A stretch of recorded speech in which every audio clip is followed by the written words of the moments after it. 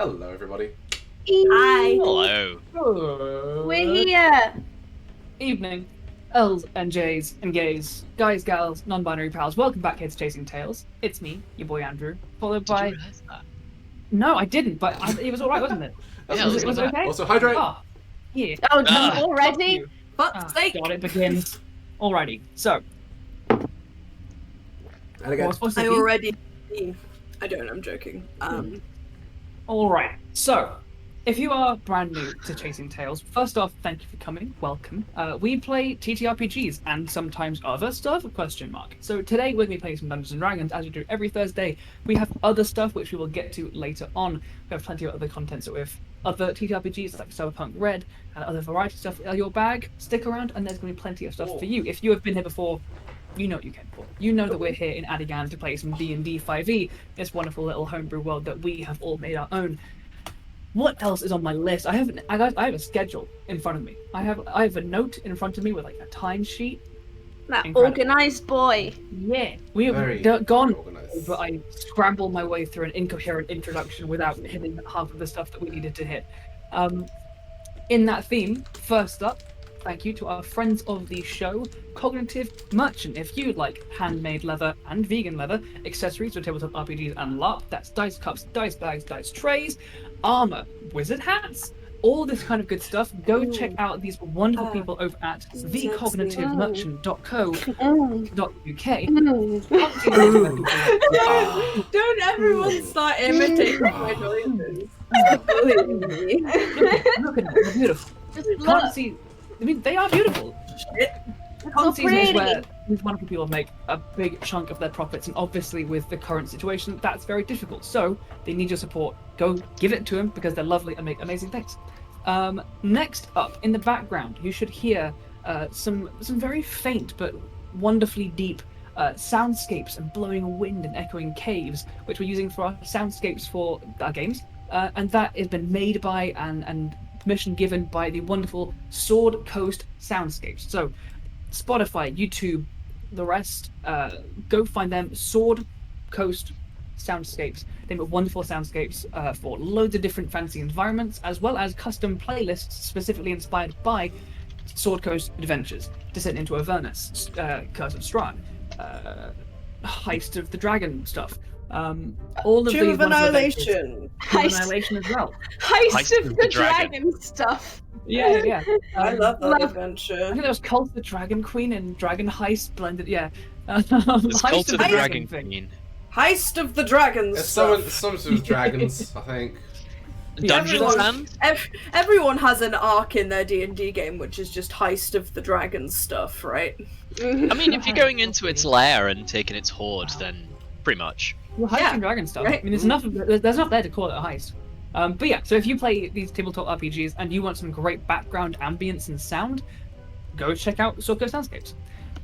With that, where the group are, the Soulguard, this little group of adventurers, including our dear sweet Alexandre Sai, our wonderful Ashura, who is not feeling too well today. We wish him 1,000 speed recoveries, and He has been I'm struck by assuming- the sickness. I'm assuming, Meg, you'll be taking over for Ashura.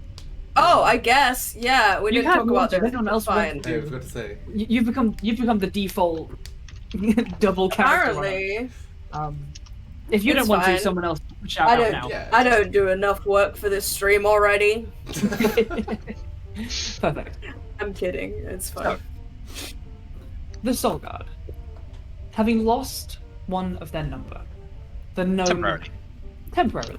the gnome Maple Oakheart, raging barbarian and fiendish friend, was unfortunately slain, as the invading nation of Volm seems to have in their ranks some kind of weird, dark magic that created a horrible black rift in space.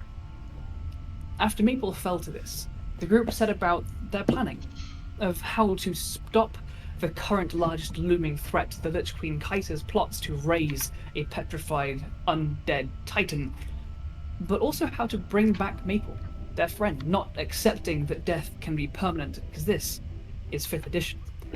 They set about researching the requirements, figuring out that there is probably a cleric of enough power on the Elven Isle of Naratos, but first, they need diamonds. A lot of diamonds. And luckily, A you can hecton. find Because this is 5th edition. Yeah. Yeah. You can find these diamonds in great quantity in the elemental plane of Earth, and luckily, one of the components for the Lich King Kaiser's plans happens to be the heart of a Zaratan, a mighty Earth elemental, which also happens to reside in the elemental plane of Earth. And Ow. so, the Soulguard, gathering their things, headed towards, for a few of them, home. There's Nute and Ashura beckoning or hailing from the Underdark themselves as members of the Hakuri, a Durgar and a Drow. The group of them descended deep into the earth, passing massive living fungal groves that seem to have some psychic connection and sentience to them, animated by the long resting magics of the space, but finally breaking through into the long, echoing, wind-filled caverns of the Underdark itself. Very soon after entering, battle seems to break out nearby, infernal yells hailing the arrival of fiendish entities. Ashura, blade in hand, very familiar with fighting devils, leading the rest of his friends and the Soulguard, you charged and found a blood-stained battleground. Devils and demons locked in bloody combat, a horrible bubbling rift to the abyss, tearing itself asunder within a strange and tainted pool. You entered the fray, siding with the devils, much to Ashura in particular's distaste, given past experiences. But as the battle went on, and just as you managed to close this rift, making sure no others could come, one final demon escaped. A mighty, huge, bristling and snarling Garistro, which tore its way out and smashed its way through deep devils and through some of you alike. But eventually, with the help of these devils, you slew this mighty demon and went your separate ways. Soulguard continued, and while resting, were encountered by a scout, a soldier of the Drow named Seroto. She seems to be curious as to what you are all doing down here, a group of some outsiders and some Hakuri, and being told of your destination, she led you all to Morioh.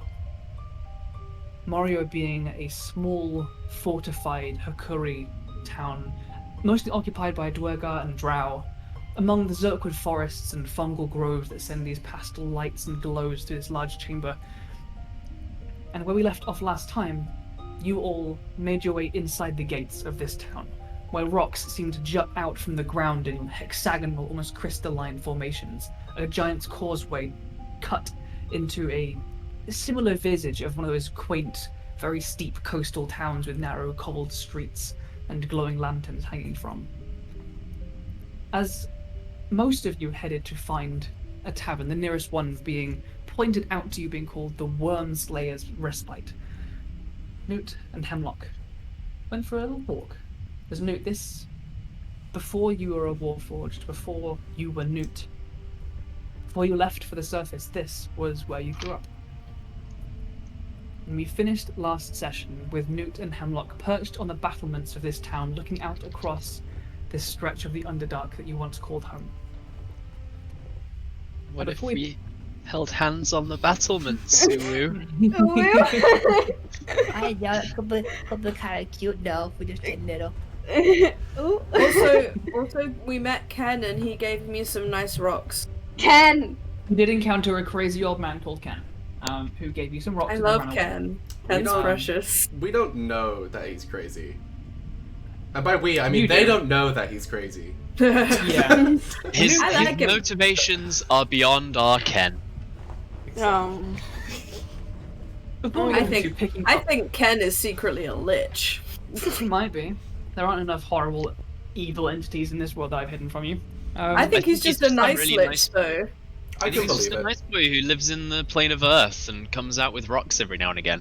I Just think gives him- he's like the lich from the Amber Temple. He just wants to like chill and let people read books. In this case, he just wants to chill and give people rocks. Yeah, exactly. Yeah. Now, before we dive into getting back into our wonderful characters, let's tell anyone who's brand new, anyone who hasn't been here for a while and may have forgotten, or anyone who just just likes hearing your voices explain who you are. Who are you? Roughly, what do you look like? And in what would be a couple lines, just your character and stuff. We're gonna start at the bottom this time because I feel like I always end up finishing with Jordan. So, Jordan, Alright. introduce thine beautiful self. So, I am Jordan, and I play a wonderful boy called Nute. He is a Way of the Sun Soul monk, Durga, at about roughly 3'7" in height. Quite long white hair pulled back into a ponytail, and a wiry white beard with flecks of grass in between. Typically goes around rocking some fairly loose, baggy, chill-fitting clothes, and also has just some fucking sick-ass elven tattoos, which can make him real hot. Nice. I just want to say, Will has just given Andrew advantage again because he's Already. a little shit. Yeah. This is okay. I've just realised why I need some paper notes in front of me, as well as all of the thousands of digital notes. Wait, no, I'm using my digital notes. No, hold on. Let's pop it in roll 20. Advantage from Wilbur. Like in brackets. Advantage Wilbo sounds like brackets. you're calling out a tennis game. Advantage Wilbo. Oh, and then hydrate. And Plus is a hydrate. all right. While we're hydrating, Another one from Tao. Rihanna. Yes, hello. Who are you, Rihanna? Hello, I am playing Hemlock. She is a half-orc, half-elf druid, Circle of the Spores. She stands at about 6'1", very kind of thin, willowy build with pointed ears and green skin, little tusks, long black hair in a braid with a crown of woven branches on her head. Walks with a staff carved for her by Nute. And then perched a little gently on her shoulder is her familiar Lily, who is a green tree frog with a fly agaric mushroom growing out of her back that may or may not be undead. We don't know. Who's to say? I don't know. David. Who Hello. Thou? Who are you? Well, I'm David, IRL, and I look like this, IRL. But in game, I'm Markos Astreva, and he looks like a tan-skinned human man, sort of vaguely Mediterranean looking, about 5'10", little bit of scruffy beard, longer hair than mine, but not long. And he is a ranger/rogue, who carries around a rifle, which is sort of indicates him as a member of the Royal Adagani Gun Scouts. Yeah, so Lieutenant Sneaky Shooty Boy, who knows forests. I'm going to say in the chat that Wilbo has called you pretty, David. David is pretty. Aww. You are pretty, Thank you. David. I did get a bit of a weird compliment in chat that Tofu dealt with. Yeah, it's been deleted. I Oh, saw that. gross. We're not going to Didn't know talk how to about it feel because it was about that. gross. Oh. Moving on. It was uncomfortable. Don't- If you watch the stream back, I pulled a face, which I rarely do, which I rarely do on stream. I didn't see that, but don't do that. I How fortunately gross. didn't see We it, have but yeah, weird stuff. shit in this But- channel. I thank you very much, Wilbo. Quick question for you thank you. guys. Yeah, huh? How much tolerance do we have for weird gross shit in this channel? None. Zero! Zero, pretty How much. tolerance do we have? Yeah, Is it? There we none. go. Fuck all. Right. Nice. Don't be Good. weird. Nice to clear that up. This You is can call us weirdo-free pretty, zone. that's fine. But, like, don't be weird. We're all Anyway. friends. We Megan. yeet the creep. Hi. Baby. Who are you? I'm me. I also look like this IRL. What? And it's gorgeous. Like, I'm not going to pretend my eyelids are actually orange, but, yeah. At me. But yeah, I am playing Marigold. She is a gnome druid. She is 3'1", so she's very small. And she has hair of indeterminate length because it is constantly braided up behind her head and is bright white. She has druidic tattoos on her face and is constantly dressed in florals and pastels because she is the mum of the group. And she's also traveling with Willow right now, who is Maple's old mount and is now Marigold's mount. And he is a sweet jackalope boy, and we love him.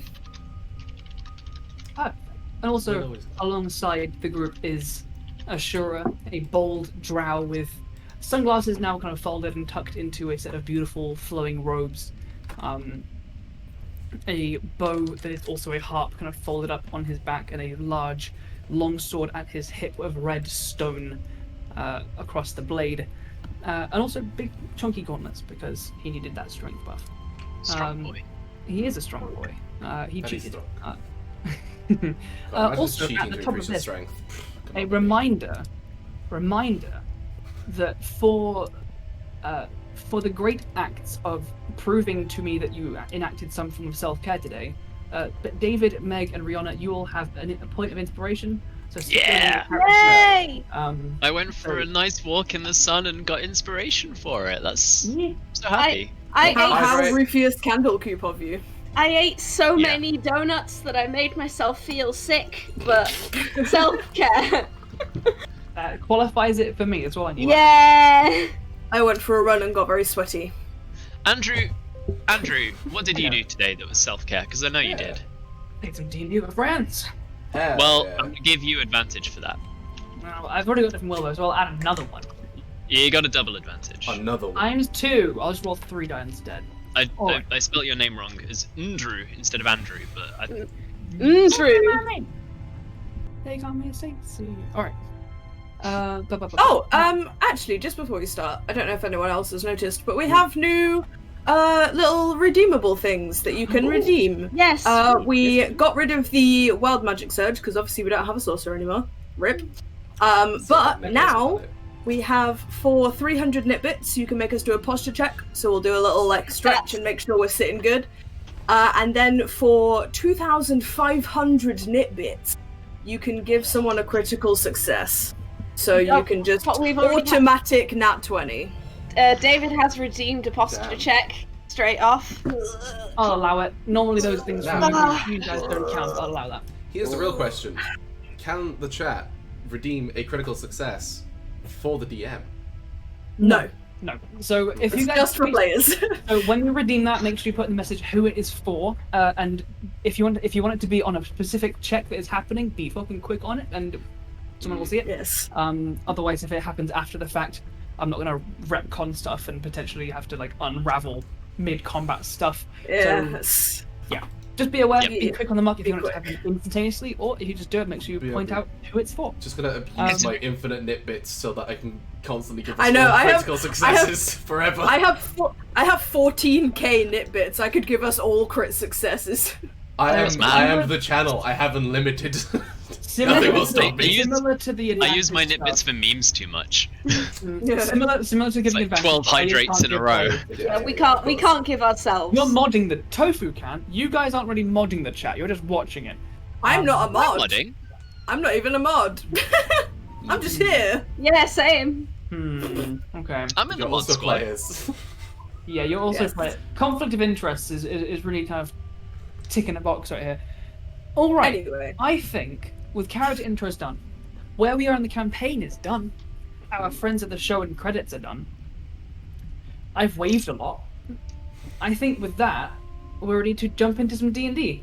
Yeah. Does that sound good to you Let's guys? do it. Yeah. Started. Do it. This is where if we. Oh, man. No, let's not run the intro again. But I feel like this is where we throw in like an animated intro of like. If we had it, yeah. Yeah. Let's Yeah. take a- You'd be One like, day. let's jump into Okay, wait. tonight's Let me episode. Chasing steal Ted. one from someone else. Give me a sec. You're sweating. I can see it. And if I can see it, by now everyone else has noticed. You clutch your hand tightly to your chest and tremble, thinking, what do I do next? Roll the damn dice! I rolled the applause in the chat. That was writing That credit was- to Wilbur Baggins of Roll the Damn Dice for that Yeah, intro. It's amazing. That was Will's intro that I stole because it's hilarious. The fan service we give here. Ridiculous. Alright. I So, love Will. Nute and Hemlock. Yes. Are you content to chill on the battlements and at some point go and reconvene with your friends? Yeah, I think so, I'm- yeah. I'm happy to do that. Yeah. Okay. He's Alright. probably going to do a lot of, like, sort of going down memory lane type thing of like, oh yeah, this is where this thing happened. This is where I beat someone up and used my fist for the first time. Alright. The detailed tour without hitting anything that will be doubled over when you show others around. Yes. Perfect. In which case, we will leave you guys doing that and bring you back in a little while. The rest of you, Ashura, Maple, Markos, you Who? all... Marigold. Marigold. Oh. Marigold, Markos, and Ashura. The three of Maple you. is here. Maple is with us. Maple's here in spirit. In our Don't I heart. can summon Maple as a spirit to if you want. Oh no. Summon her 2 times and her still be 2 weeks to return to her body. Alrighty. Markos, Marigold, and Ashura. You follow directions given by Serota, the drow scout that pointed you to Morioh in the first place, as she goes off to report to the garrison your arrival and also the request that you have made to find some way to the elemental plane of Earth. You've been pointed towards the Worm Slayer's Respite. This large tavern is built into one of these massive hexagonal pillars of rock that towers up out of the ground of this cavern and is one of the higher towers in Morioh.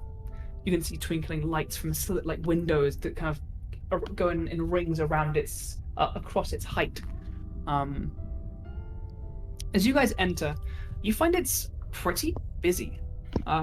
It's in looping mezzanine tiers. A hollow center kind of goes up the full length of it, and looping like mezzanines go up. You see a linking set of constantly clanking chains going and bringing what look like trays of food and drink up and down its length to the 6, 7 stories that are this tavern. People seem to be on every layer enjoying meals. There's no night down here. There's no day, there's no dinner times. It's just when people work, when they rest. And so there is this constant middling level of activity. You can smell strange smells of food that are alien to you. You can see people passing around drinks of slightly glowing blue liquor and cheersing and drinking. A small stage in the very bottom center of this place is you see a small band, a Durgar, a deep gnome, and what looks to be an Earth Ganassi, kind of cracked rock skin, playing a variety of instruments that look strange. You can see like strings on them, but they're not in a format that you're familiar with. But you do recognize the sound slightly of it when Ashura once played many moons ago back at Lazavna's party a ballad of drow music. You can hear there is a familiarity and a similarity here in the types of music. As you enter, a small bell chimes and everyone kind of glances up toward the bar, set in the bottom of this thing, kind of almost around the stage and the band. And as you glance towards this bell sound, everyone else kind of like looks over their shoulders and then looks away. There is a very pale-looking elf, silver hair, kind of tied back, pointy, long ears, kind of much greyish, pale skin, like a light, papery. It's like paper that you've rubbed a tiny bit of charcoal across. Waves towards you, and as he waves, out of like purpling, sparkling text behind his hand, there's just "Hi."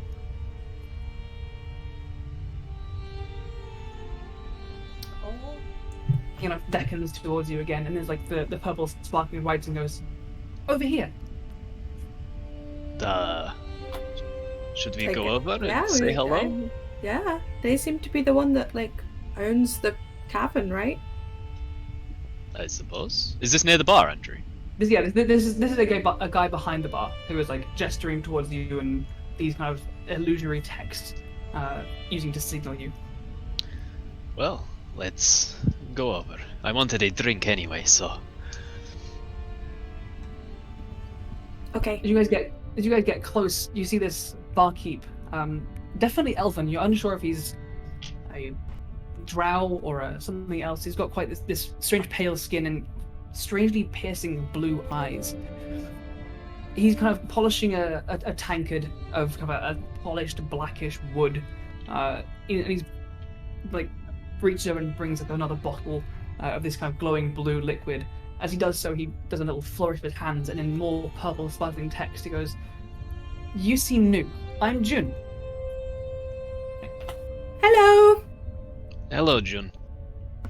Oh, I want to try too. And Marigold's gonna use minor illusion to also do a little wave and be like, "I'm Marigold," in like sparkly green. His eyes like scrunch up a bit, and like the crow's feet laughter lines kind of deepen around his eyes. He kind of puts down the tank after polishing it and goes, "That's really cool. I can hear you. If you need." I know. I just wanted to try.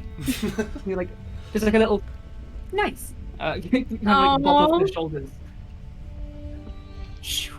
Can I get you anything?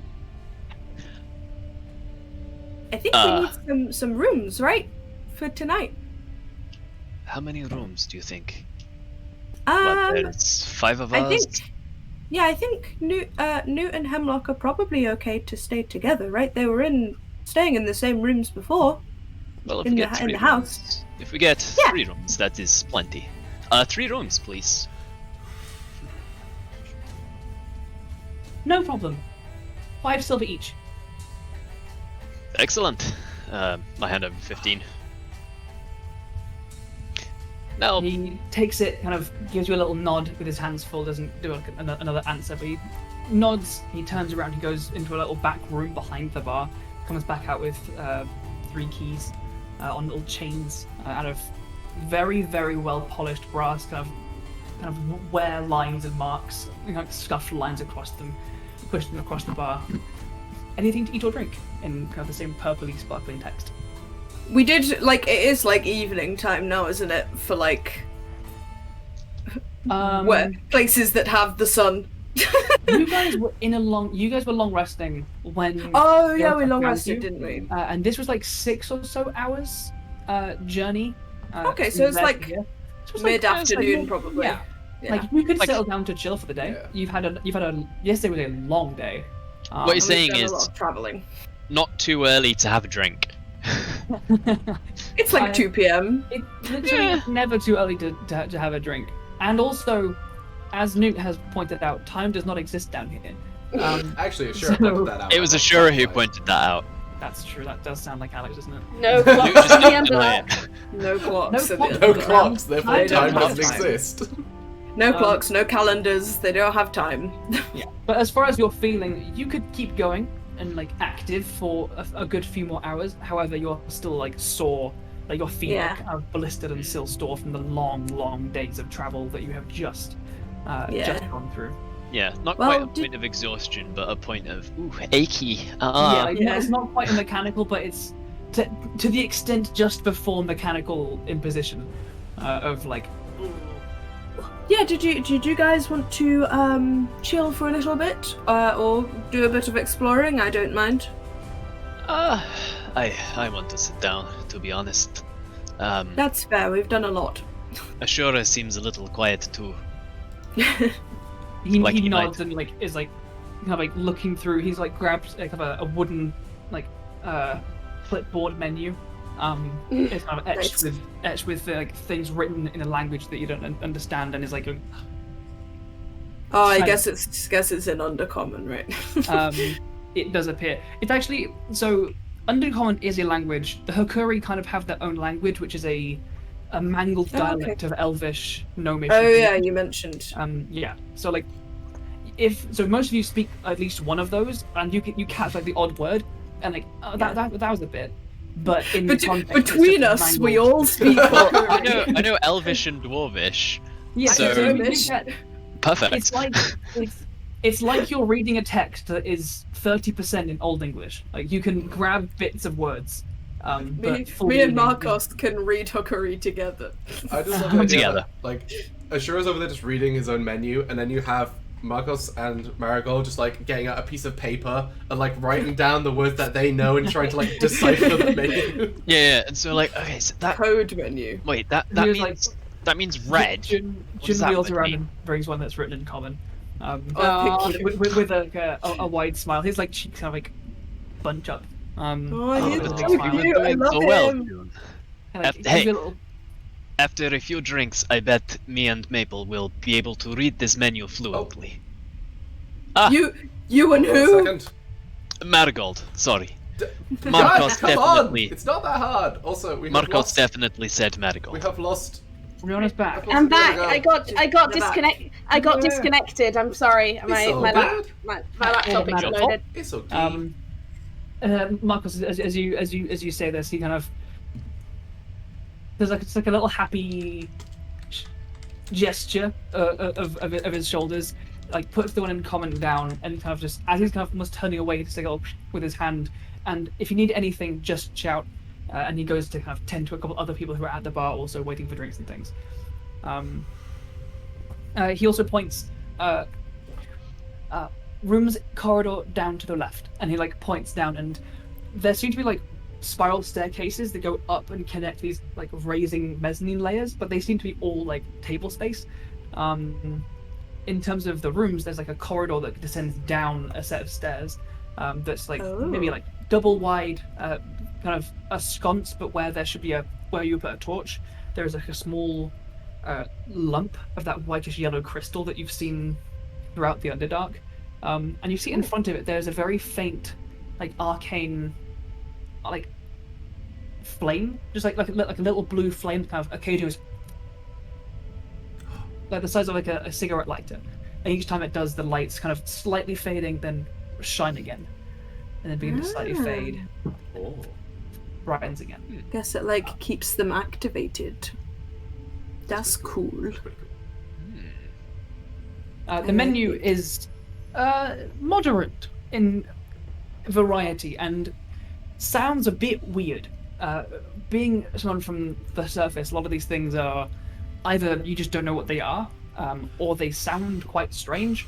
The menu has things like fried and spiced spiders, there's water orb buns, there's steeder egg broth, piercer tentacles, trillimax sticks, tempura mushrooms of various kinds, obviously, and there's also a lichen salad. There's also a drink menu of like mostly Mushroom it's, like, salad. types of yari, which are the bluish drinks being passed around. Nice. Yari. There's also plenty of people around if you'd like to investigate, look around, or explore at your leisure. Oh yeah, I think- wanna like look around. I don't want to stare at anyone, but I want to see the various people. I'd like to lean over to someone else at the bar, like if they're stood next to me, like ordering drinks or something, and they seem vaguely friendly. I'd just like to lean over and try and spark a conversation as well. Marigold, go ahead and make a real quick perception check for me. Perception.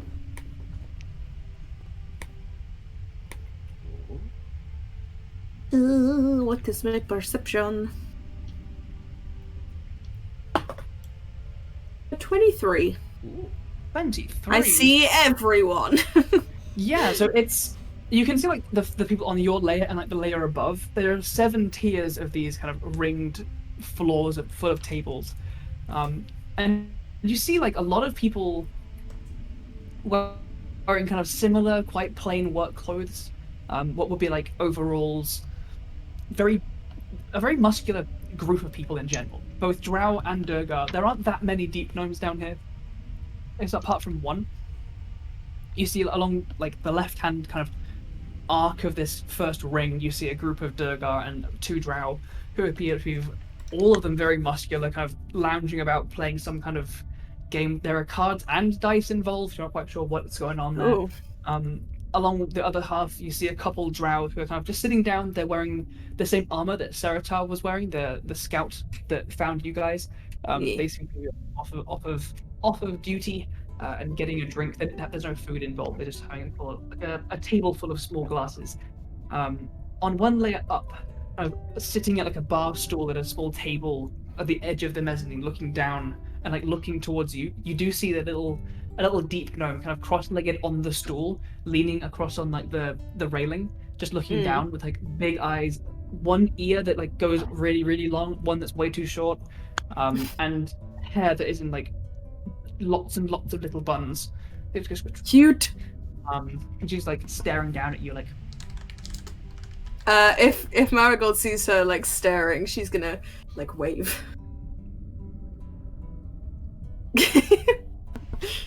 Like you can hear a very faint "ah," but like over the music and the distance, you can't quite hear like, a full response. I wanna go chat if she wants to say hi. As you make your way up one of these little side staircases, She's clearly like a gnome. Imagine not having Markos. thaumaturgy. The person next to you, Markos. Imagine using thaumaturgy to have a conversation across the bar. In the middle of the bar, So one rude. person just goes, So "Hello!" So rude. yeah, shouting across the Funny tap though. room like that is just not on. Bad etiquette. Learn message. There you go. Uncouth. Very uncouth. The person next to you, Markos, appears to be kind of occasionally like glancing towards you all, but like trying not to stare. It is a Durgar person. They have a very, very finely kept, like long beard in a very thin, kind of like it all comes together and is like tied. The top plumes out a little bit, is tied back again.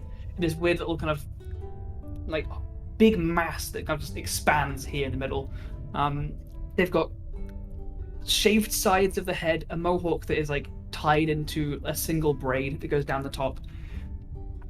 They've got very just destroyed hands.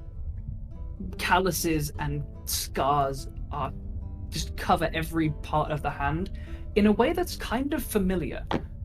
In the way that back home your folks run a shipwright, people that have spent years at physical crafts like that, their hands get mangled in workshops just through time and work. Mm-hmm. This is a person whose hands have been- You can't be a carpenter for 50 years without having just calloused hands. Yeah, and Especially if you're hefting around recognize- stuff to build ships. Yeah, exactly. And you recognize that kind of wear and tear on these phalanges. As you kind of like glance over towards them, they kind of look up. Hello. Hello, Hello, you speak common? little. I'll slip into Dwarvish. Is this any better? Oh yeah, that's totally better. He responds in Dwarvish. Yeah, that's fantastic. Thank you. Ah, fantastic. I wasn't sure, you know, this is a new place for me. It looks that way. Beautiful town, yes. You're so right, isn't she? We're only second generation here, helping to keep it going up from the ground up. So, you're where are you from? You're not from here. I'm from the surface. Nice. I don't know why I just went into a weird accent then. Markos doesn't sound like that. The I'm from the surface. surface. A kingdom called Edagan. No idea what that is. You notice as he's speaking in Dwarvish, there are parts of it where the language is different slightly. It's definitely a dialect of, though the core of it is mostly the same. Yeah. You do notice differences and discrepancies. So you're from this Edagan. What brings you and your friends down here? And anything we can do to help? Business with the elemental plane of Earth. But Oh, that's a long thing. Tonight, I'm mainly trying to figure out what on this menu is good to drink. good to drink. Well, there's plenty of different kinds of Yanni, but you're probably new, so you probably don't want anything too crazy. Let's Try me. Let's start you off with some regular homebrew Yari, brewed right here in town. Nothing too mad. We've got a couple brands from Mendo Desh. They get a little bit kooky over there. Some hipsters, you might say, getting weird with the flavors. Elderflower and all that nonsense. So Right, okay. let's start off on some regular stuff and see how you go. Sound good? That sounds good to me. All right, June. Another couple over here. Just Uh, regular stuff. I'll like look at Ashura and try and like catch Marigold, but she's walking away. I'll just be like, 3, please. I get 3. And he slaps down some silver pieces cut, obviously, in a different shape to what the Adigani currency is, but seem to represent silver pieces. Jude comes back over and starts pouring out some of these, like, softly blue glowing, looks almost like the blue milk from Star Wars, but it's more like blue water. Sure. We should have probably checked that our money actually worked in the Underdark before we went down here. It's made of silver. They got to accept it. They have to, it's Right? the rules. Yeah. It's made of precious metals. It's not fiat money. Like if something is a gold or a silver piece, as long as it's made of that thing, then it still counts, right? This is where we 'Cause find it's out the same- that It Adigani might- silver you might isn't run actual into- silver. It's just like really shitty copper coins Just silver tin. painted on. Just tin paint, I guess yeah. you might run into issues where, like, if an Adigani gold coin is Smaller. only like If it's a 60% different of the size, mass, Yeah, that's true. If they're or different it's a sizes. different carat of gold, you know, like Luckily, these guys have only actually been down in the Underdark for about 1,000 or so years before, since they first departed, and they've kept the same currency, so everything Fantastic. works and is easy, and Great. I'm not going to dig into the differences in economics between cultures. coins have a standardized size and mass Yep. of precious metal in them. They do, and they get Everywhere. transferred It's across. enforced by the plane of Mechanus. And and the drinks are brought to you. So this dwarf introduces himself as Maru, which is Marou. Maro. Maru. Maro. Maru. Maro? Maro. Marou. I'm spelling it. And he questions, but he is very quick to be like, as soon as he asks anything, he's like, don't mean to tell anything you're not comfortable with. I'm just glad to meet someone from a place different. It's Very not nice trying to at meet you, all. I'll Hydrate. happily speak. Ah, Hydrate. As you hydrate, he's you not find the trying body at all. Trust me. I like to try and get a bit of a lay of the land in new places. Well, you've come to the right spot to do so. Mostly people here are just happy to talk to anyone. Yeah, I was trying to think of exceptions, but to be honest, Morioh is a pretty friendly town. Some parts of Mandodesh can get a little bit, well, I don't know, unfriendly. Ashura kind of smirks into his drink at that. But no, I think you'll be absolutely fine just down here. And I'll say all I'll say is good luck on your ventures. Oh, thank you. Anything in particular you're looking for in Morioh, or is he just stopping by? What a lovely lad. I think just stopping by. A friend of ours is from here originally. I think he's wanting to check in with his family, but I have no particular plans here. Just sticking with the party. All right. Say, I notice your hands. You Aye. mason, carpenter? Sorry, I've got a cold. No, I'm a carpenter. Ah, Um, man after my own trade. Well, Was that so? originally, before I got Short-hand? into this, and I'd gesture at my bow and Yeah, my I do love sword. how Soldier Markos like a bow, daggers, all of this weapon. He's like, man after my own trade. yes. Well, I also did am say, one I of did the- say well it used to Yeah, I be. know. He, immediately just show us your I'll hands. put my hands out. They're probably fairly calloused, but in a very different way. he does where this I all would the be way. holding it for the rifle, you'd see obviously calluses around, where the force of the impact hits the hand, and maybe small burn marks around the breech, getting onto his hands and stuff, and cuts from polishing the metal. But nothing Yeah, he takes carpenter like him. takes your hand you've got you're making a good start. Give it another century or so, and maybe you'll have something to compare. Like I said, it was my old trade. Markos being a human. Yeah, like, right. I'm not gonna live for a century, mate. If I live for another century, I will come back and see you again. Well, I certainly hope so. It's not likely though. And have you met many of my kind? Of your kin, no. We do not live. No. A I mean, there are some century. A humans that- century is a long life for us. I mean, there are some humans that live down here. They're not unheard of. Morioh not so much. This was only established maybe a generation or so ago, and only those that came to set up the town actually came, so nothing too crazy. But no, I've known a couple of years. I thought you meant like surface dwellers. But no, I know you're right. The There are majority of humans people down are here who are not surface dwellers? some, not many, some. Interesting. They come and go. You mean you folk like to spread wherever there is oxygen, don't you? So Well, I mean, like, we are The known way this for, guy just called out your colonizer ass. tell him he's wrong. Go on. humans. My people are known for being an adventurous sort. Yes. That's so fucking funny. you know, he leans back and stretches like, right, you've tried the drink. Yes. It's Finally waits and what does it spider. taste like? So Yari itself is, it's similar to, it has a similar kind of feel to like a strong liquor, like a whiskey or a rum, kind of closer to like a peaty whiskey, but rather than that flavor of like earthiness behind it, it has that kind of slight tang almost behind that, an intense like umami, in the same way that like shiitake mushrooms have like a very strong like just savory flavor. It's kind of like you drink and you're hit with that, and then behind that there's like a sour, almost like a sweet and sourness to it. It's like drinking boozy soy sauce. Kinda, yeah, kinda. And it's like it's weird to start with, as it's just a very different flavor profile to anything you had before.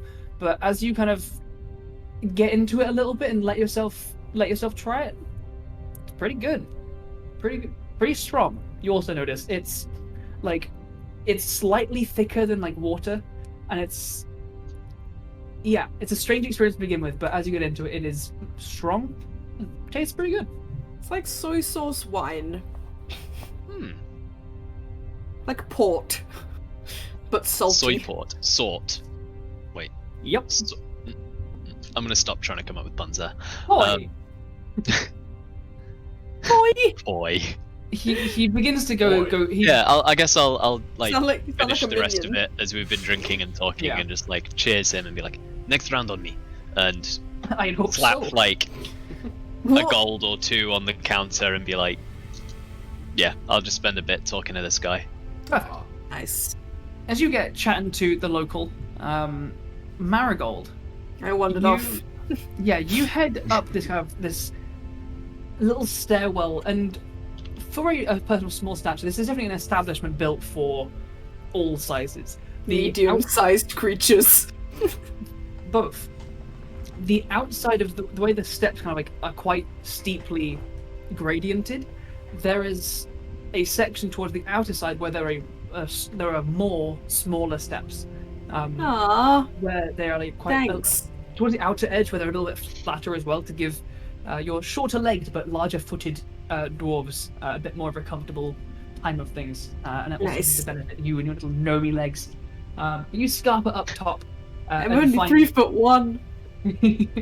you find this kind of the next one of these mezzanine layers, a woven dark iron like barrier around the center line of it, with like tables around those things. You see a few servers, a few drow, a couple of Durgar as well that seem to be in similar clothing, taking things off of the chained like plates and like platters that lift up and down this center column, and then distributing them around the place. As you find over this small deep gnome, she's got dark grey skin, a very like bulbous little nose. When you get close, her eyes are one is definitely bigger than the other. And she's like, one is like kind of like a sparkly grey, the other one has like a tint of lilac to it. And I she love sort of like her. shuffles her stool around, still cross-legged, and looks at you. I will like naturally speak to her in Gnomish, obviously, and just be like, "Hi, Hi. How you doing? I'm good. How are you?" Oh, I'm pretty good. Yeah, come over here. She like jumps up and down and shuffles her stool to one side and like kicks out. Her leg is surprisingly long for how compact her chi is. Like a long leg like bounces out and shoves a stool out towards you. That's it. You seem like the only gnome in here. Oh, there's a couple of us, but there's only a couple of us over here in Morioh. You're not from here though. Where are you from? No. So I'm from obviously the surface. I'm from a place called the Nemus tribe. We live in the woods up there. Okay. Uh-huh. Yeah. And we kind of build all our buildings along with the trees, and we try to take up as little space as possible. And we, go do hunting and fishing and plenty of things. Just try and use the environment around us, She shuffles herself up, and you hear there's a crack in her spine as you see now up close. She is same. She is an older gnome. Of behind these very wide and excitable eyes, there are deep wrinkles in her face. She leans a little bit closer towards you. Her little kind of bubbles of hair wobble slightly. I love her. She narrows her eyes. One of them has a harder time being definitely bigger than the other one. She pulls out a small, dark wood with little kind of specks growing off of it wand. Hold still. And she points at you. No, just hold still. It's fine. And she does a little, and there's a little kind of shower of yellowish sparks that go in front of you and hang in the air in front of you. She goes, and they'll into you and past you. Okay. What was that? We need to have a longer conversation, you and I, and probably your friends too. Okay. My name's Eliwishi. Ellie's fine. I'm a merchant of sorts, but I deal in stories. And I can smell a whole load coming off of you. So, I think we're going to be great friends. Oh, right. Okay. I think we probably have a lot of stories, yes. Yeah, I'll bet, yeah. Yes, my name's Marigold, by the way. Nice to meet you, Marigold. Like I said, Eloise Cho. Ellie is fine. I'm the proprietor of a little establishment called Eloise. No, they wouldn't let me change the name. IG's Eclectic Esoterica. But I've commandeered it mostly, and I deal in stories. So. I'm very interested to find out how they turn a profit on selling or buying stories. Yeah. So what do you sell? I sell stories. I sell things that have stories. I sell a candle that was once held by someone who was deeply in love, but a tragedy struck and the candle's all that's left. Or a hairbrush that was owned by a princess of a far-off land. And she tried to steal the throne, but her father wouldn't let it happen, and she was put to death. I see Things what you mean. Stories. There are very similar sorts of people in the Feywild. Sometimes they deal in stories, sometimes it's colours or secrets or your name. Sure, yeah. Probably. But it's quite similar. Never give someone your name. A friend did it once. It's It's a very poor idea. Because they won't give it back. Anyway.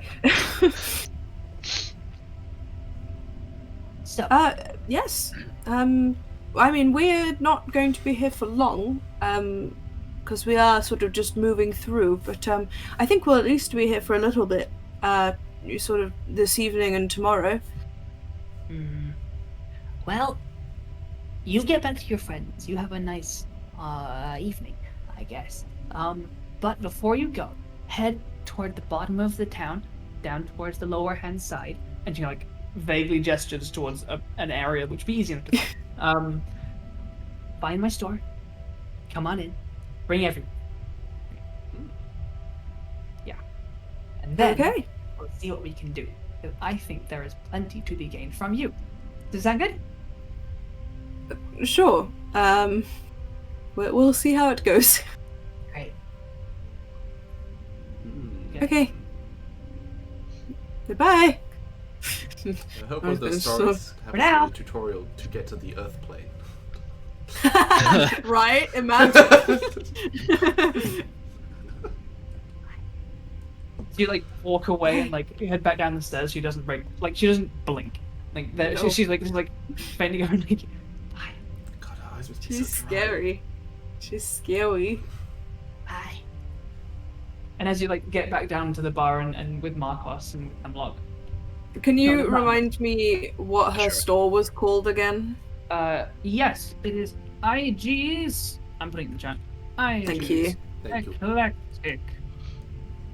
I love that they were like, she said Oh. they wouldn't let me change it, and I'm like, did you steal this store from someone? I think it's not her store. She just works there. Hmm. Yeah. Oh yeah, because she did say like I've pretty much taken over now, and it's like does this used to be like Ken's store or something? Pretty much taken over now. It's actually just an antique shop, and She's the one who drove Ken insane. Oh, it's actually the just an plot antique thickens. shop. She's the cleaner. It just makes Oh, up no. stories for all of the stuff. Oh, it's amazing. I think around this time, Marigold, as you get back down the stairs and join up with Markos and Ashura, there's another little tinkling bell of the door, and Nute and Hemlock, you guys reconvene with your friends. Nute, you find a very familiar-looking tavern. This is a place you've spent many a night. You recognize Jun at the bar, the albino drow who looks up and like gives you a little wave. No words pop out, but you know purple sparkles like follow their hand. And like Ah. he seems to recognize you. Like after a second, he's like, "Hi." Aww. I love Jun so much. He's so cute. Jun is the sweetest boy. And he goes about tavern keep stuff. Hell yeah. Tavern keeps rubbing a glass while stood Yep. behind the bar. White sleeves rolled up, Default. white cloth in a tankard, just like Yeah. watching people. Classic tavern keep stuff. Yeah. Just for context for all of y'all, while this tavern thing's been going on, Newt has basically gone on a tour around his hometown with Hemlock, mostly taking her to all of the different mushroom locations, Fair. just so that she can pick up samples and such. Yeah. But what should we give you for that? Let's have a look. What do you get? Give me something. locations. Yeah, I've We're got going on the mushroom walking tour. Plus one, The plus mushroom one nature tour. check on mushroom, but only in this town. It was Underdark mushroom. it was definitely a case of, at first he was like, it was kind of like that trip down memory lane thing. It's like, oh yeah, here's what like this thing happened, but then Here's like, my school or very, whatever. yeah, very quickly it was like, there's not enough in this town for me to really say much I without, know. without just walking around in circles for a while. It's not a very big town. You can As point he's out like mushrooms. outside some of the buildings, that like they do have like slanted roofs and gutters, as condensation does form in the Underdark and rain does sometimes pour. Often water is collected in barrel stalk mushrooms, which are these like very like maybe 5 foot wide, hollow, like cylindrical mushrooms that grow, and often they are like cut and then harvested, dried, and they are used as barrels. And so you see a lot of those like used throughout the town as barrels. You can also see, let's go for a little bit of Oh. I love that Andrew's just gone and come up with all these different types of mushrooms as well. not all of them Yeah. are mine. Not all of them are mine. This one is though. There's like a little plume, and you see like a disused house. You can see the windows themselves are not windowed. There's no glass in the windows. The door is ajar. Are these Linux? No, it's a door. They kind of growing in like a little patch across one of the windows. You see a little like bunch of these small yellow-capped mushrooms in a thick blanket. They are... You'd recognize these to be Iyoboshi, or sulfur caps. They are small mushrooms that, raw, are very, very poisonous. They really won't kill you, but they'll make you very unhappy. But cooked, pretty tasty. Maybe And some of these weaker folks who don't have immunity to poison and disease. yeah, like you could have it and get away with a stomachache. Someone else would be like bent over the toilet, spraying out of both ends for about a day. Oh, Ugh. jeez. Yeah. So Nute Combine is them with just saltpeter caps. Nute is just mushroom intolerant. No, but Nute's very mushroom tolerant.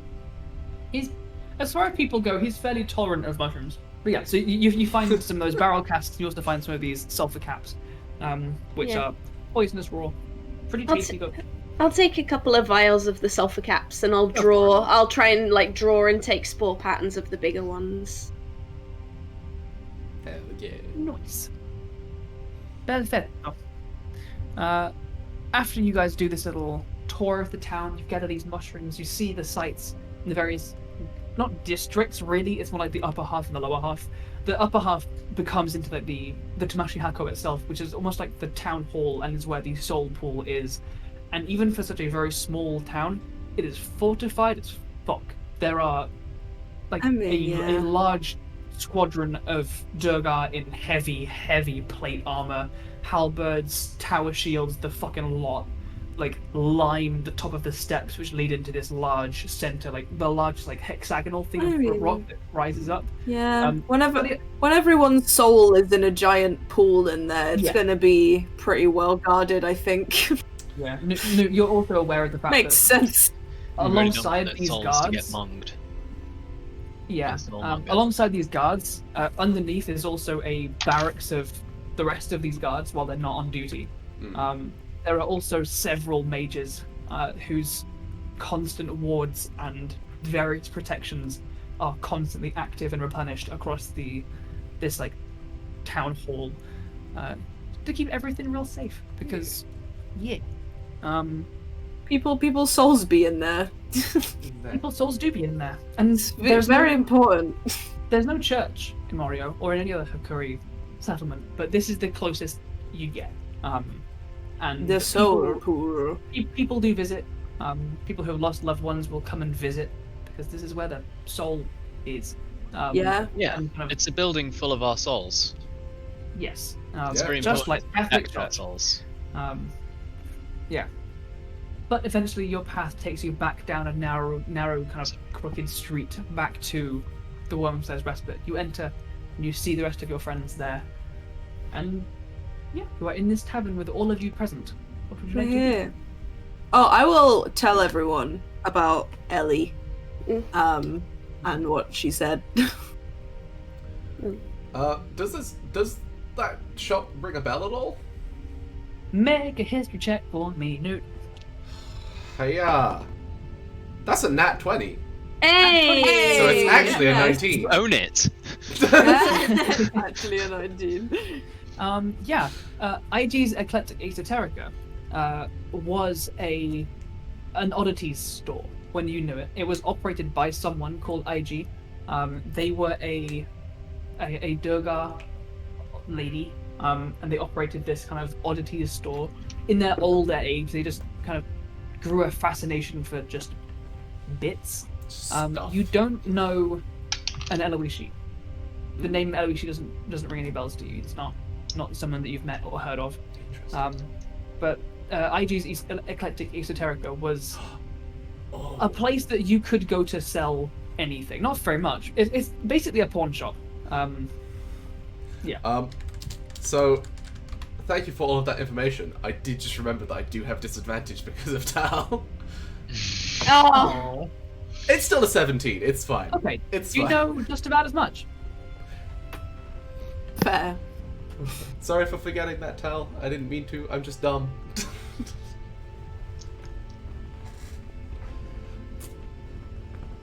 Wow.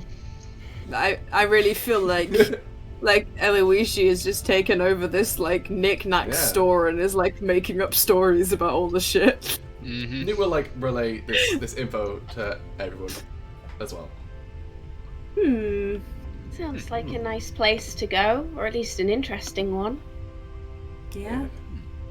I don't mind telling stories if she's gonna give us stuff. Yeah, If she's giving us stories, it's nice to have conversation. we've got a lot of stories. We do. Incredible stories. I'd be interested in hearing. She a few can stories definitely- about this place too. She can definitely do magic though, because she did like a swirly in my face with her wand, and then was like, "Ah, yes, you have stories." So I don't know what that was. It could have just been an illusion, and like she doesn't know anything, but I don't know. Is there a type of magic that detects stories? Maybe. I don't know. I think she's just interested because like it's obvious we're not from here, you know. I mean, speak for yourself. I mean, most of us. I'm joking, don't worry. 350. Also, you haven't been here in like 50 years anyway. Still doesn't mean I'm not from here. I know, but you do have stories from those 50 years. I do have stories. So, Nute, were you born here? Yes. I very much was. Your parents must have been some of the first to settle this place then. Fairly early on, yes. Yeah. There were still at least a few others here by the time my parents had got here. At least that's what they told me. Pioneers. It's a little bit weird to see it now, but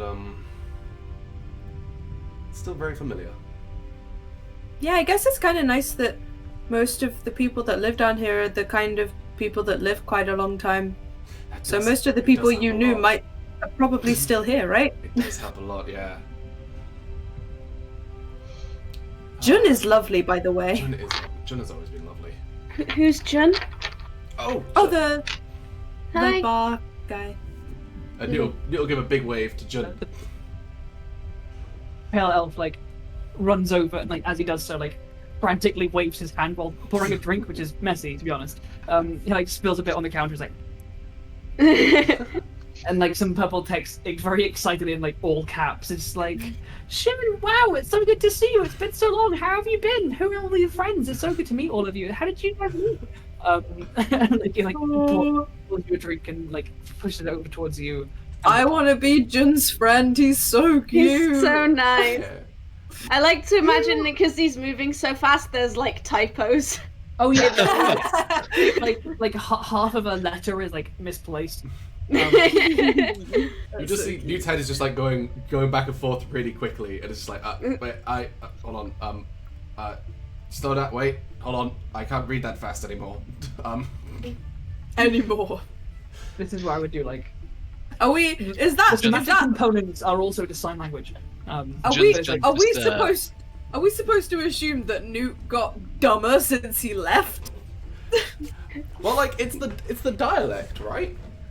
Yeah, I haven't been speak. I technically That's still true. know Undercommon and such, but I haven't spoken it. You haven't spoken in, it like, in a while. 50 years. It's like Also- me now with Welsh. Like I'm still fluent in it technically. You can speak English, but if someone stutters the shit out of a sentence at you, you don't have to understand it. Like, Yeah, I suppose. one is like Exactly. excitedly like. Brrr, and I know, they're but like- it was the fact that he said anymore that I was curious about. Oh, For me, see, that sounded almost like he'd aged. It was just like my eyes, they're not what they I'm used so to be. old. Look, Please. as a bilingual person, you know, Oh, I can fuck understand off. why you monolinguals might not understand. Okay. Cool. Moving on. Alex isn't here to one up you now, but Yeah. he still exists. Trilingual. I'm making the most of But it. Jin pours you some Banyari and pushes it into your hands. Oh hell yeah! And yeah, like spews this like listless barrage of questions at you. It's just like the text from Star Wars.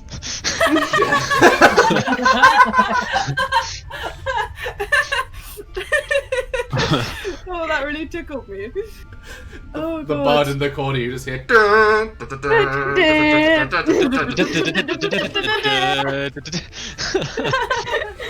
I love that. Oh, so yeah. good.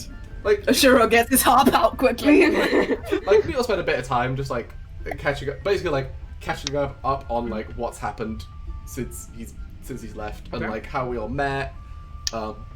A couple of like the Like full detail or adventures like we've been skimming on, over a bit? like fairly skimmy detail, and it's not going to be here for like half an hour trying to Okay. explain everything I've- we've done. I've got a question. How casually do you slip in the fact that you've died twice? That is very much like, yeah, so like this thing happened, then I died, and then anyway, so I went on and did this thing, and then I died again, and then it went on and it just, and like, it's not, just very, not giving him a chance to react. yeah, like, no time to Yeah, react. then I and died and came back as a robot, and then the Very much robot like- died, and I came back as me. It's just another day at the office type of vibe, because like, he's died twice now, Yeah. another It's like, person oh, yeah, in our but party has died totally over once. it. It's like, by the way, this is my girlfriend. She also died. She was the one who killed me. Like, Yeah, we have so much in common. Back. At the end of it, he's just like, ... So, Nute, not Shin?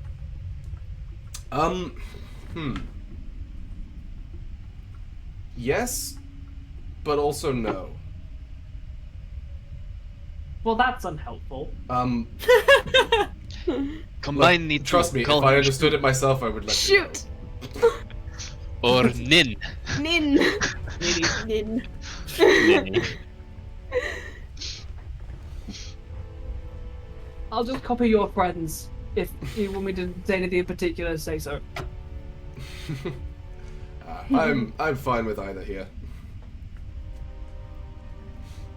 Yeah, basically, like, for context, as far as like the whole Shin versus Nute thing, he will generally still go by Nute, but if people call him Shin, like, Like, yeah. he's also like, Yeah. yeah, that's also cool.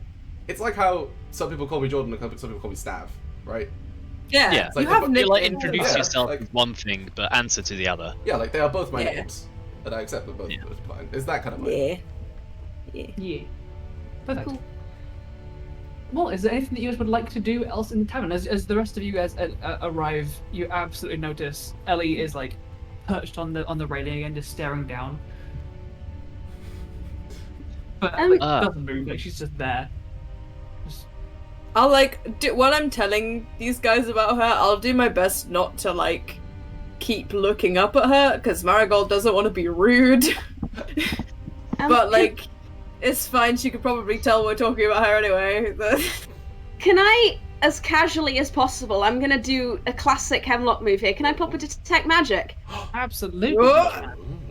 Don't dispel any dragons. As casually, I'm gonna like do the somatic components under the table. And Go ahead and guys, make a handshake. Guys, Ellie is just the Ender Dragon. Oh, Purple eyes, yeah. begins. Like dark old skin, purple eye. That's a 5. Not great. Okay. You start doing it, but forget that you're holding your glass in your hand and you spill it a little bit. Like, Oh, I mean, I feel like she doesn't care. She did a spell right in my face, so. yeah. yeah. I think Nute definitely you looks don't- over you like, don't oh, see hey, Ellie what are you react doing? at all. Oh, hey, what magic's going on over here? The most prevalent pings that you get, which are the same, really quite commonly, frequently around you, are very small elements of conjuration. Conjuration. At each of the torch sconces, which are not flaming torches, are these like crystalline Yeah. masses. The little blue flame that like appears and seems to re-energize them each time as a small little burst of conjuration magic. Ooh. Very nice. There is also a small element of illusion that seems to be floating and hanging around the stage where there are the three musicians playing. So there is some kind of... It seems general, it's not like a localized illusion on any one of them or anything. There's like a general illusion around them. Stage theatrics. Yeah, like as you watch for a little minute or so, you're a perceptive gal. You notice there are occasional like little like sparks or like almost like a falling leaf almost like kind of drifts around them, just adding very very subtly to like the theme and the vibe that they're going for. And occasionally you notice like a tss noise to the percussion, but there's no hi-hat. And so like there are some elements of a backing track being provided. Hell yeah. What else is going on over here? Ellie pings. Make a perception check for me. See how intricate this can get. 25. Oh shit. Okay, quite intricate then, I guess. Pretty yeah. intricate. Her large eye Mhm. has a fairly potent element of divination to it. That's cool. Okay. That is cool. Divination. I like that device. I'm gonna give you aside from disadvantage that, again, Jordan. nothing aside from whenever June obviously sign minor illusions to speak to someone. There's a little burst of illusion that kind of flitters around. Yeah, I think that's Nice. about everyone, unless I've forgotten someone, and I don't think I have. Yeah, I does, will person pass in the that on. corner, I'm gonna person in say the you corner as, just and if I've covered forgotten, in I'll transformation magic. You know, they're a polymorph dragon. Yeah, it's Shrouded like, mystery person. Lady Kai is in the corner. She's back for round 2. I will pass. Not right now. No, I will pass that round quietly. Okay. She probably already knows, but like, you know. Yeah. Interesting. Hmm. Say, I noticed what was her name? The lovely person who led us down here. Sarah. Serato. Serato. Yes. I noticed her sat over there. Should we sit? Invite? I don't know. Well, we could go say hi. Oh, of course.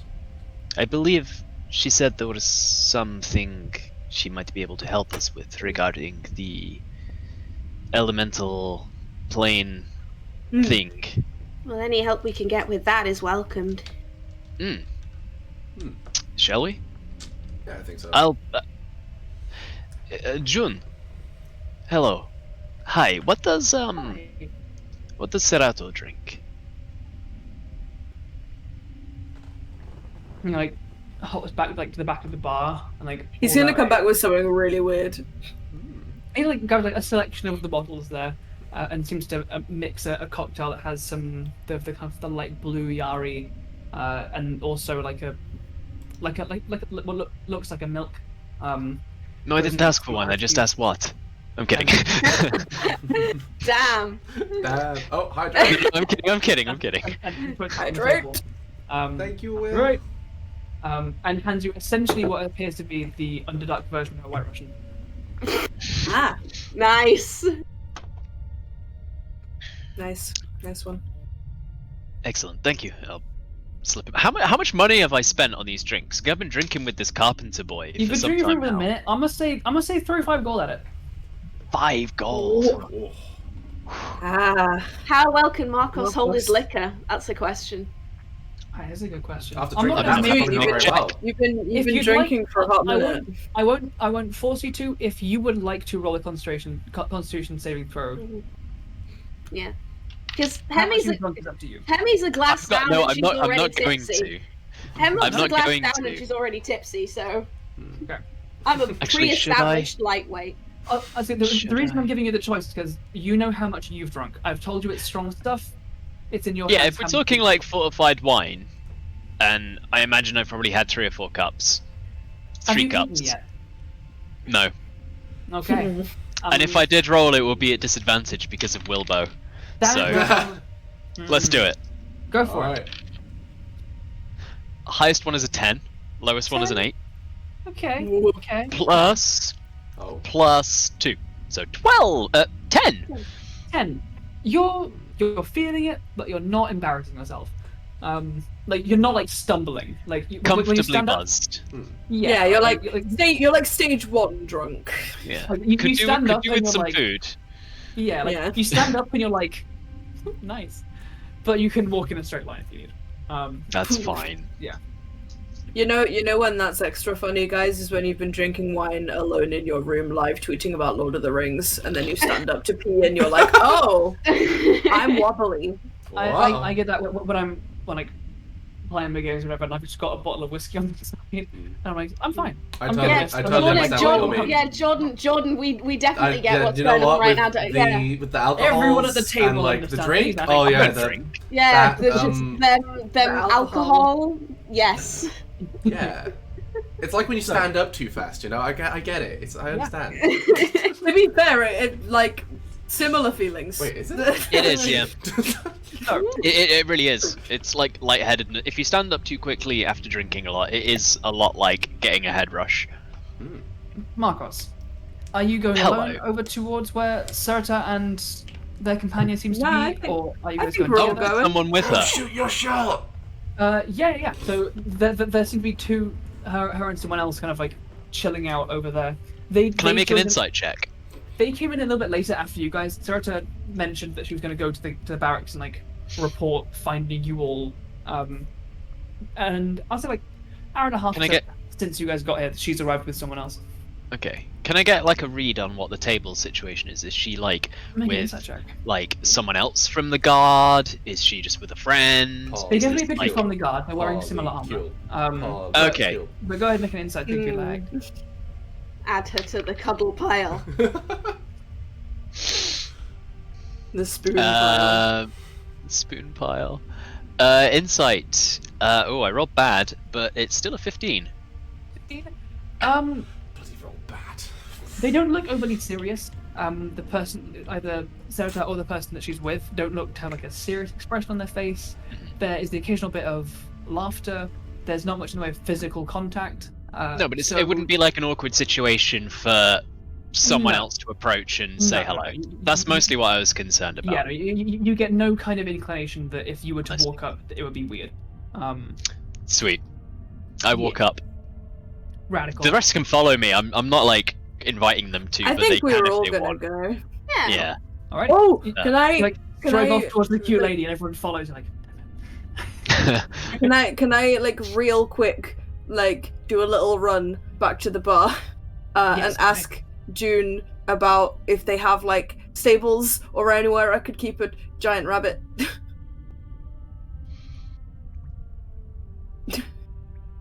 there's the Steeder pens? Question mark. Oh. The what? If you're really clean, he can stay in the room. He's very clean. He's a very But like clean boy. really clean though. Okay, thank He, you like narrows his so much. eyes. Like, Thank you. You're amazing. Thank you. Yeah. And like I will probably leave Willow outside for now. I will run out and like druid craft him a patch of grass so he can graze. Aww. And I'll be like, I'll come back for you later. And like I hope that he is getting lots of pets by the friendly dwarves and things. alrighty. Pet. You like tie And him then up I'll, like- like a dog outside a shop. Run back over to the table. No, I trust him not to run away. I've not like tied him up. Basically an alien to these people. You just left it outside.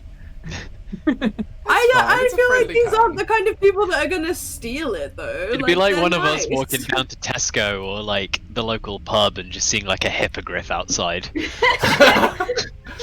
Pretty much, yeah. We'll come out. And I we'll mean, see I feel somebody like try most to- people- I feel like most people would see that and then walk in and see all of the white people and be like, ah, Pretty much. it's you guys. So, as you guys make your yes. way across...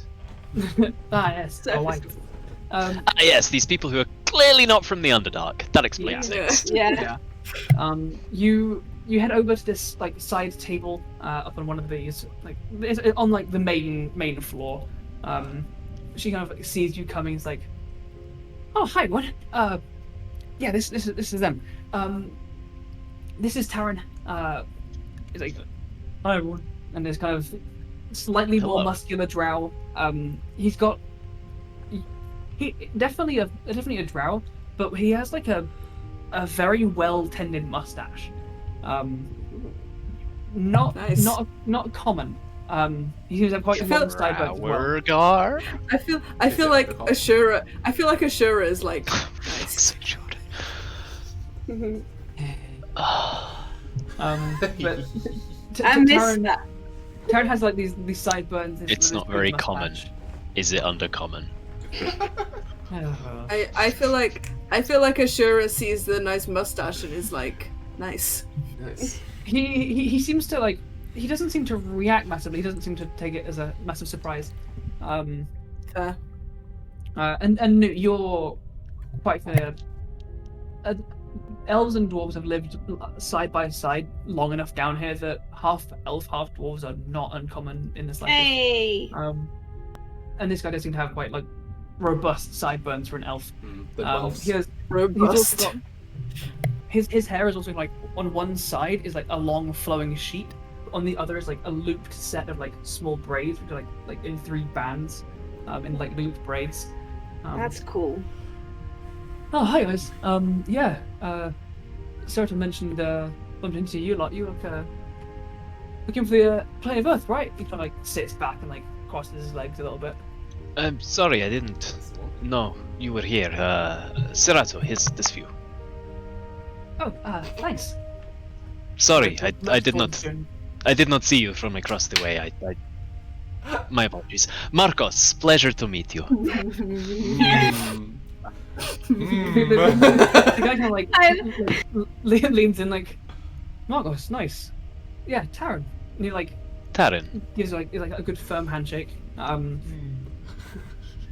Look pretty well kitted out. You a soldier type? Yes, actually, a lieutenant. What's that? It's an officer. Oh, can I try and like translate that into? Yeah, you can. It's very easy enough for you Very to like, rankage. Yeah. provide a comparison, and at that he's like, oh, fancy, all right. So I'm like- that's this guy being like, oh, you definitely outrank me then. Okay. And like scratches his head a little bit, kind of like crosses his hands with like But- a long kind of flowing silver hair. Rank is not important. We soldiers, no. I think lower than that. I'm kind of new here. I just came in a couple of years back. This is my first kind of placement, if you will. Getting there. Greenhorn like, still. That's good. Keep at it. a little bit. I mean, I'm only 70, so you know. I've been getting the hang of this thing. Like gestures back, and there's like this very very nice, like clearly like classic dwarven craft, like warhammer, like lent up along the side. Oh. Oh, nice. Yeah. When he says he's only So 17, cool. he's like, yeah, he's still got plenty of time to go. Yeah, right. Youngsters. The youngsters, am I right, Marigold? Immediately, I like to think- like when a parent like ruffles their kid's hair, and the kid's like immediately has that kind of yeah right. Especially because like Marigold doesn't look that old because she's only like middle-aged for a gnome, so she's I just also like to think Yeah. that all of these people are there. It's like, oh yeah, I'm only 70. Oh, you're so young, and just Hemlock and Markos just kind of look at each other. Yeah. Like, Sarah Tutamy is like immediately like almost like spits up her drink when you guys start taking the piss out of Taryn, and she's like, please, don't let me interrupt. Thank you for the drink, but please carry on. Well, I suppose I feel like Markos and Hemlock are looking at each other like, are we children to When- them? when he says, you know, I'm still young, I'm only 70, I think like I look straight down, flush a little bit, and then like it's cleared by the time I look up and glance sideways at Hemlock, and then look at him and say like, well, age is a relative thing, I suppose. Oh, I mean, of course it is. I'm worried less about age, more about people's experiences and what they can, you know, like what you can learn from other people and stuff, you know, like. Exactly. Life is a learning process. You know, I mean, I'm really happy to be here more. I mean, everyone's so friendly, and we're just still staking out the territory. It's not the oldest of places, so with that kind of dangerous territory. So plenty to learn. Like Ashura kind of like is just nodding. They're like, yes. Good opportunities in this place, it seems. Yeah, Lovely. it's Lovely little town. small but pretty close knit family. So where are you from? You obviously from the surface, and the rest of you all, it's I'm sorry to interrupt, but how old is Morioh? Like he glances towards Serato. Do I know how old Morioh is? Yeah, I've got it written down in somewhere. Hold on. I think Marigold's I put it, just interested. I think I put it as like little, like it's like I might. barely You said second, like only a couple of generations, right? It's like barely second generation, so I think it's like 200 or 300. It's in that like I'm out order of of my magnitude. notes because I might. Okay. I've got the notes that that I sent you. Yeah, so I'm just thinking here. I might have it. something there. Yeah, I'm pretty sure it's like 250, 300 years old. Ah, okay. So not old at all. So is that second Um, generation wow. like the children of the people who moved here are like the newest lot, I don't know. Or the children of It's the children of the children. I'm not or the children of the sun? Oh God! There's no sun down here, silly. Why is there time? No, S-O-N. The children of the son of. Oh, David. Tenuous. Okay. Cool. I think our tribe was already about this age by the time I was born. So. He like straightened his mustache slightly. Nice. And so are all of you like soldiers and stuff, or is it you look like a... Oh no, no, You look just like Markos. Oh, and and Ashura, Ashura. I suppose. Yes. Yeah. I think No. Adventurers works a bit better at this point. Nice. And, have any of you guys been down here before? Are you first time? Nope. First time this deep. Title of your sex tape. I am so glad I didn't take a drink of my tea right there. You all have. Everyone apart from Marigold notices that Taryn blushes slightly. Wait, did Marigold say that out loud? Did not say that in character. No, Marigold definitely said that in character. Come on, please. he blushes at what you said, Markos. Oh, really? First time this. First time this deep. You're like, Oh. blushes slightly. Does Taryn already have a crush on Markos? Oh, that's an awkward triangle. Oh no. Yeah. Like I said, about to be- polycule. It's about to be. Come, This like, is about to be Twilight and Markos is Bella. Bella with a rifle. Bella with a gun. To be honest, if Bella Twilight would have had a been gun, this. But Twilight would have been this short if Bella and it had would a have been fucking so rifle. much more entertaining. She just walks into the Cullen house like. oh boy. At this point, like, Sarah leans in, like, halfway through her drink, like, I was gonna come and find you guys probably after you had a bit of a rest, but, I went and dropped off, this stuff at the barracks earlier. So apparently in one of the lower sectors, a little bit lower than Morioh, near the steam fields, there have been recent sightings of some elemental activity. So I was gonna get briefed and then see if I could lead you down there maybe tomorrow. If that works for you. That'd be wonderful. Yeah. Thank you. Cool. That sounds fantastic. Cool. Well, I mean, until then, it looks like you guys have already made a start on enjoying the local cuisine. If you guys have any other plans for the day, I'm pretty much done with my shift. I've done my reports and stuff. Want to have some food? Let's make an evening of it. That's a very good idea. Yeah. And then I think tomorrow we've got like a couple things we want to do, and then we can head off. That's good.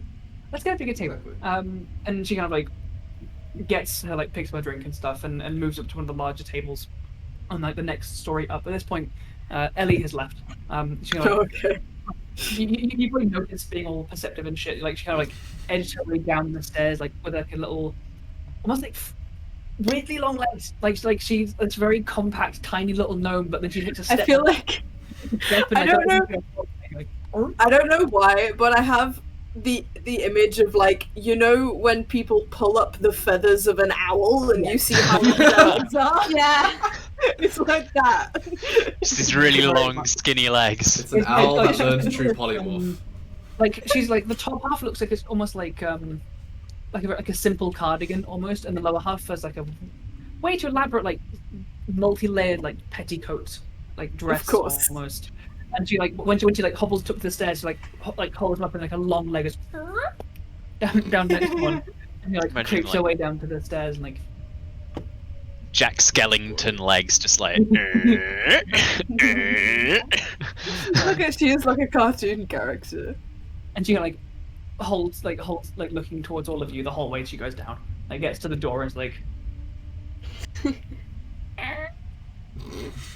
Bye. and disappears. She's But gonna steal all of Willow's stories. And not steal Willow itself. Cool. Nah, Willow can take her. Yeah. Prime, maybe. Yeah. The mind the shadow of him. He's a strong boy. Yeah, with that, you guys get moved to a larger table, and some more food is brought out. Meals and stuff, very familiar, very homely to you. To the rest of you, a Definitely very pointing weird. out like the best meals that I think would fit each person. Okay. I was like, oh, yeah, that's your Aw. taste. You probably don't like this kind of thing. Hemlock probably, just like, gets all the mushrooms. All of them.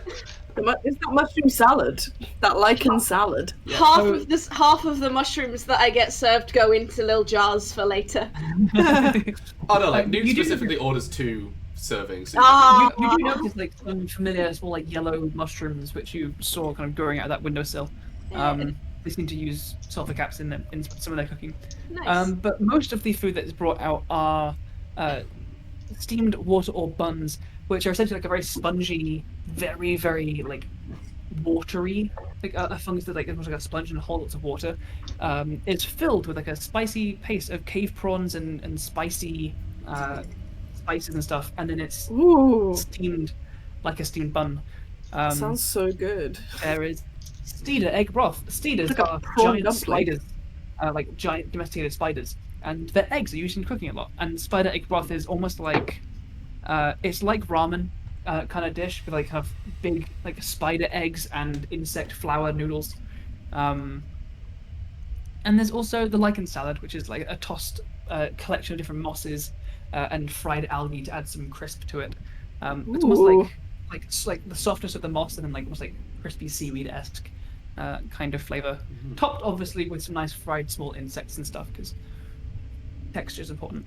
Sounds so good. Yeah, This food lot sounds of great. a lot of the food here is a combination of very hearty and very high in protein. Yeah. Most people here at some point serve in a part of the military, and those that aren't are all builders or lumberjacks. Yeah, or like crafts Working people. people's Yeah, food. like Yeah. like everyone here is working people, and the food Love reflects that.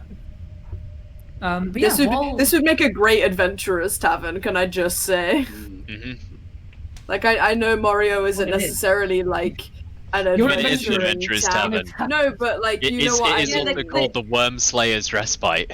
But like the kind of classic like beginning of Yeah. D&D campaign tavern. Yeah, like Like, what I yawning mean, like- portal Like kinda. if there was like a tavern in a town which was like the place you always go as an adventuring party, this would make a good one, you know what I mean? We actually look to Yeah, our that's left the and we one. see there's a table of what looks to be roughly level 1 adventurers, all just kind of sitting at a table for the first time. Having an awkward Yeah, chat. and they're like, there's one of them really emphatically like, right, so when we get down into the basement, Yeah. get them rats, We're we'll gonna get get every one of them rats. rats, otherwise we don't get paid.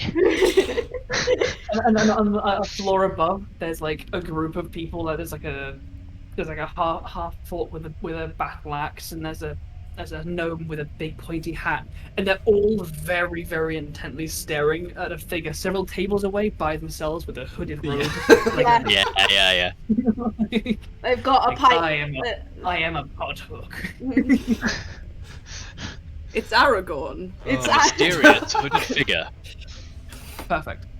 While food is had and Serato and Karen kind of very, very, very small talk. You get the impression, and off the back of your insight check earlier, and now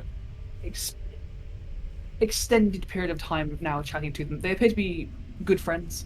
Markos, I think your passive insight's enough to tell you they're probably not dating. Passive insight's like 19, 17 or 19, 17. Hell. Yeah, you get the impression that they're good friends. You also get the impression that Taran definitely is a little bit into you. Or at least hope he is. Serato, maybe not so much. No. Poor buddy. Maybe she has a boyfriend. She's Or a girlfriend. She's just a little bit harder to read. Taran is not very subtle. Taran is just like He's only 70. He plays with his mustache a little bit too much. You know, he's just like twiddling it It's a like little bit. it's the equivalent of like twirl the hair. It's like, Look, all I'm saying is, Markos is very impressed by a woman who can sneak up on him in the middle of the night, like without alerting his senses. He's like, "You got stealth. I respect that." You're a sexy girl, and your sleight of hand will impress me. that's why him and Maple were great friends. Yeah, she was stealth she was gay and married, but like BFFs like that. yeah. Yeah. Eminem. That's why we get like the front and the back of the group together. We got it. It's all good. Taran is unsubtly just like he views as like he looks to you kind of like senpai. He's like, oh, you do cool things. That's cute. But like tries to be cool about it. Sarah definitely is just a lot more laid back and relaxed. Whatever her feelings or thoughts and emotions are, she doesn't wear them on her sleeve quite so much as Taran seems to be unable to stop himself. Hemlock, just down one of those detect thoughts potions. Help a dude out. I can't. Help a dude. I can't. I drank it when I fucking did, read the prince's mind. It's such a sick wingman move. I only have one. Contact other plane. No. Find out how to make her love me. No. That's made out of divine intervention. Hey, so like, I'm really interested in this girl, but like, I don't know how to approach it. I was wondering if you could give me some tips. my contact other plane potion is it's Meg Frozen. Oh, It looks like Maggie. it. Meg is frozen. No. Frozen in like a really photogenic pose. Really I must photogenic. say. Actually, yeah. It's like, yeah. But no, my contact of the plane potion is made out of mind flayer and gordark mushrooms. That's not something I'm drinking on a whim. Like, But they You do can't sound like the help kind of but people out who like have him. great dating advice, you know. also, I have to succeed on like on a check that if I fail, I go insane. Yeah, and that's I am the only person with the spells. Oh no, Marigold might have it. The spell that can reverse that. Yeah, it'll be fine. So Yeah. Alrighty. It's also like to a long rest, so like yeah. you know, whatever. Hey, there we go. It's Yeah. worth taking. Oh, Love. To get Markos some action, you know. yeah. Just risk Oh, no. going insane for a bit. Yeah, madly in love. Aww. On Markos's behalf.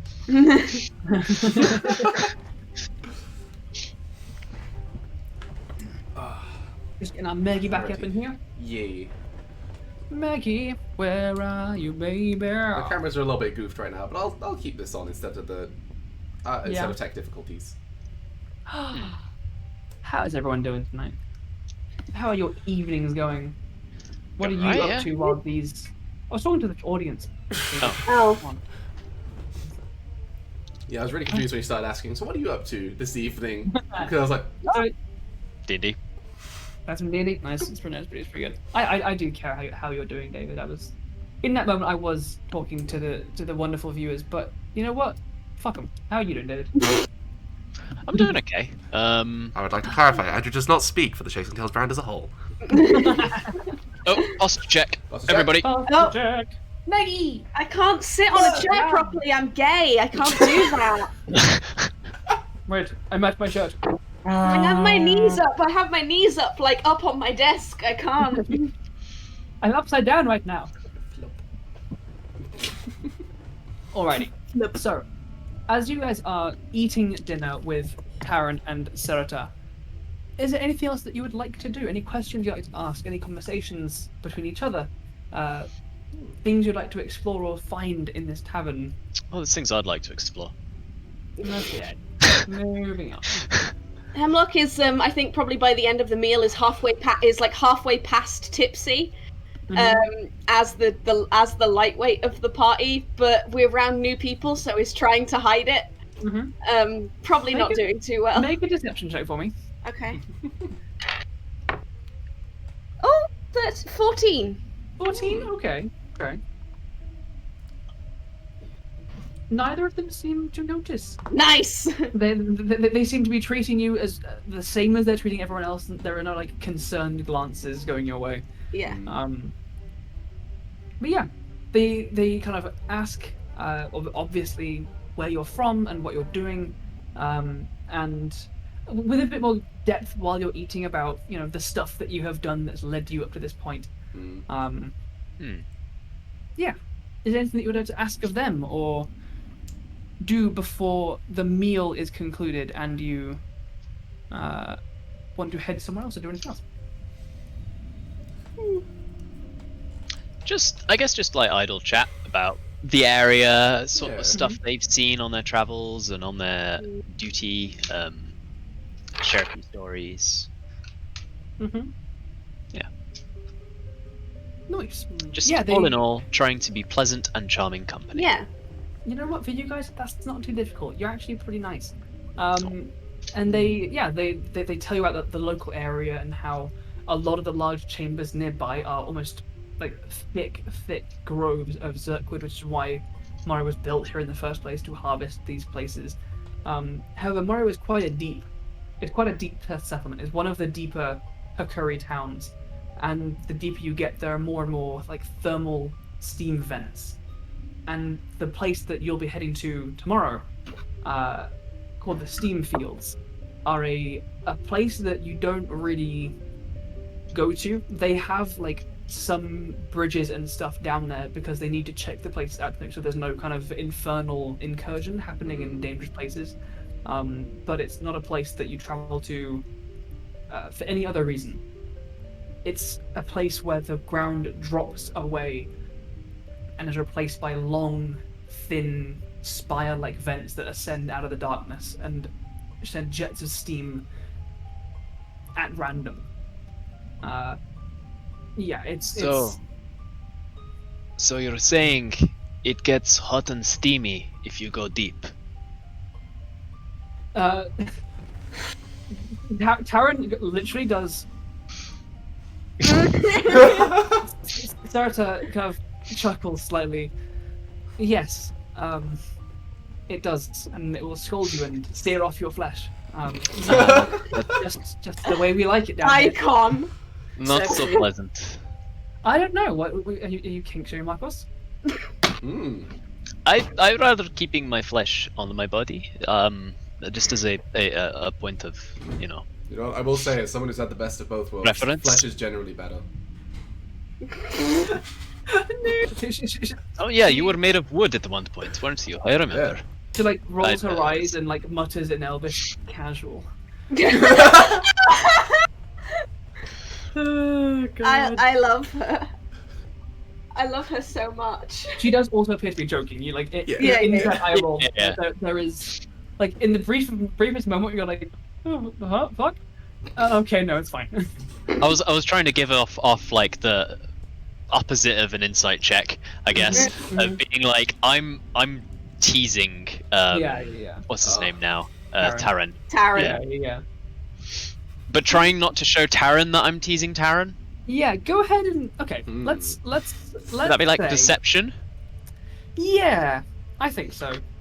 Right. I also say every time the name Taran gets mentioned, I keep thinking people are. I know. I'm like, yeah, Vampire the Masquerade. Where are my D10s? Yeah, just That's a natural 20. Hey. Taran had no idea. Like Taran seems to be blushing and like like sits back a little bit. He goes off to the bar, like goes like to the bathroom, comes back with like another couple of drinks, and like it's like trying to stay cool, but it is not. Cerritos gets exactly what you're doing, and occasionally like joins in, and will like throw on another like horribly innuendo description of a very simple thing. And occasionally he like glances at her like, what? And I think the term is gay panic, in his heart. Yes. Poor boy. His experience. You're experiencing the gay panic. I'll not push it too far. It's just good not humor. cruel or leading on, but No. Kiss him. Do it, you coward. Gay romance in the Underdark. Let's go. After a good couple hours, by which point you guys are all full, your mouths are still slightly burning from the quite spicy food. Your head's a little foggy from the local drink, at which point Sarata heads out, bids you all adieu. Alright, I will see you guys tomorrow. I will find you all, I think you're staying here, right? Yeah. Yes. Alright, cool. I'll find you here and we'll get back down to the barracks and we'll get on your way, alright? Alright, you... Yep. Maybe a bit. You're an adult. A little bit. Just later like in the day. We have to look deal like with points things down first. to. All right, cool. Like points down to Taryn as if to be like, all right, you're an adult, and then just like walks away, and leaves the tavern. Poor Taryn has been drinking a little bit too much to try and like, I don't know, stay relaxed and cool. Mask his gay panic. And he kind of like towards the end like finds himself like leaning towards Markos like little bit after little bit, and then like slips off his stool and like collapses and like gets up and is like, Oh no. I have to go home. Alright, you guys. He's so Really cool meeting cute. all of you. You're all really He's cool. so cute. You too. Yeah. Now get home safe, soldier. Yes, sir. Markos did not intend that. Anything. And if anything, roles have just immediately been reversed. Now Markos has the gay panic. Markos is like, yes, well, Warhammer and like throws it over his shoulder and like he like has rolled his sleeves up and like he flexes quite an impressive like bicep with no ogre gauntlets.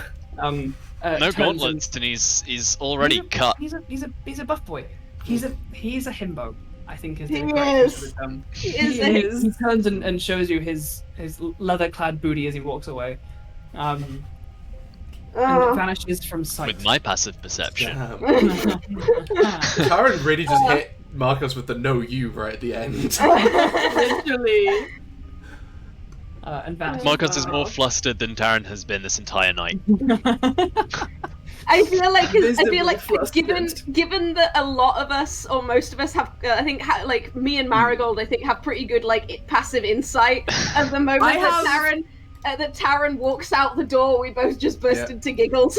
Nute also has like 16 passive insight. Yeah, so... we're all very Yeah. good at passive I insight. feel We're all like- very good insight. Yeah. This is like just a Okay. high I feel insight like- party. Marigold being the gay one in this situation is gonna like go up to Markos and like just reach up and like pat him on the back and be like, "It's okay, you'll get there," and like wander off.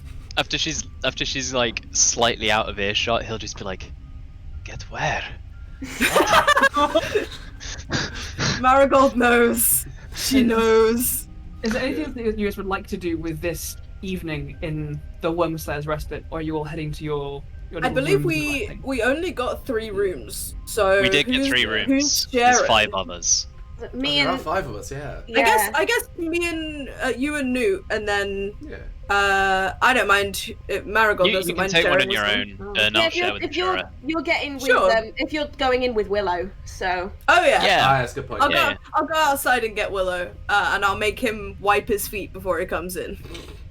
Just druidcraft him clean. Druidcraft like a little grassy patch of mass moss, to, like, little patch of moss to just like wipe his paws on.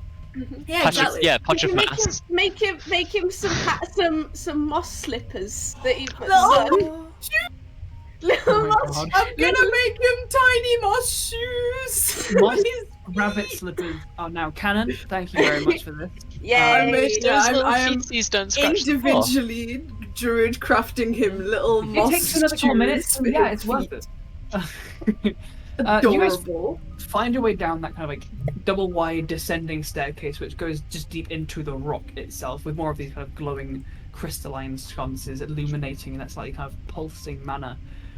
You find what is essentially like a slow, sloping ramp, down in a spiral with rooms in the center, like of this spiral. So there's like you go down one, and there's a room, and then another room, another room. There are only 5 rooms in this place. It's not massive. There aren't heaps of travelers that pass through here needing lodging.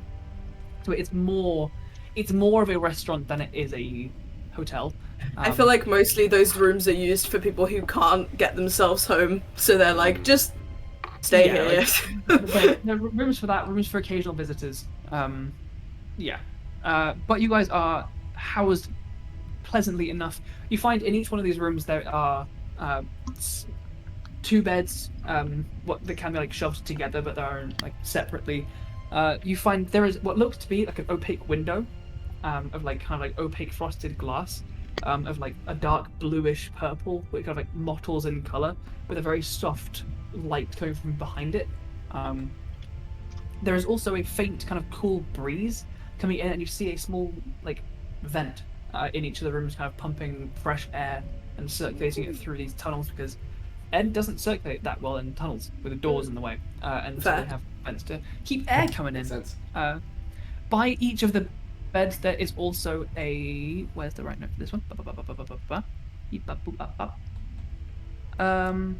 Yeah, there is about a... like... what looks like a water jug shaped thing, but it has like a soft greenish outside, kind of leaning to like a dappled dark red at the top. And you know like those like jug plants? They're like the... Pitcher plants. Pitcher plants, yeah. Yeah. But like it has like a top which is glowing a vibrant soft yellow. And when you like pat the top, it dims. When you pat it again, it glows. Oh, it's a Well, touch lamp. Like one of Weirdly those, those like 90s touch lamps. Yeah. They're called nightlights. Weirdly enough. Hell yeah. Yeah. How do they know what night is?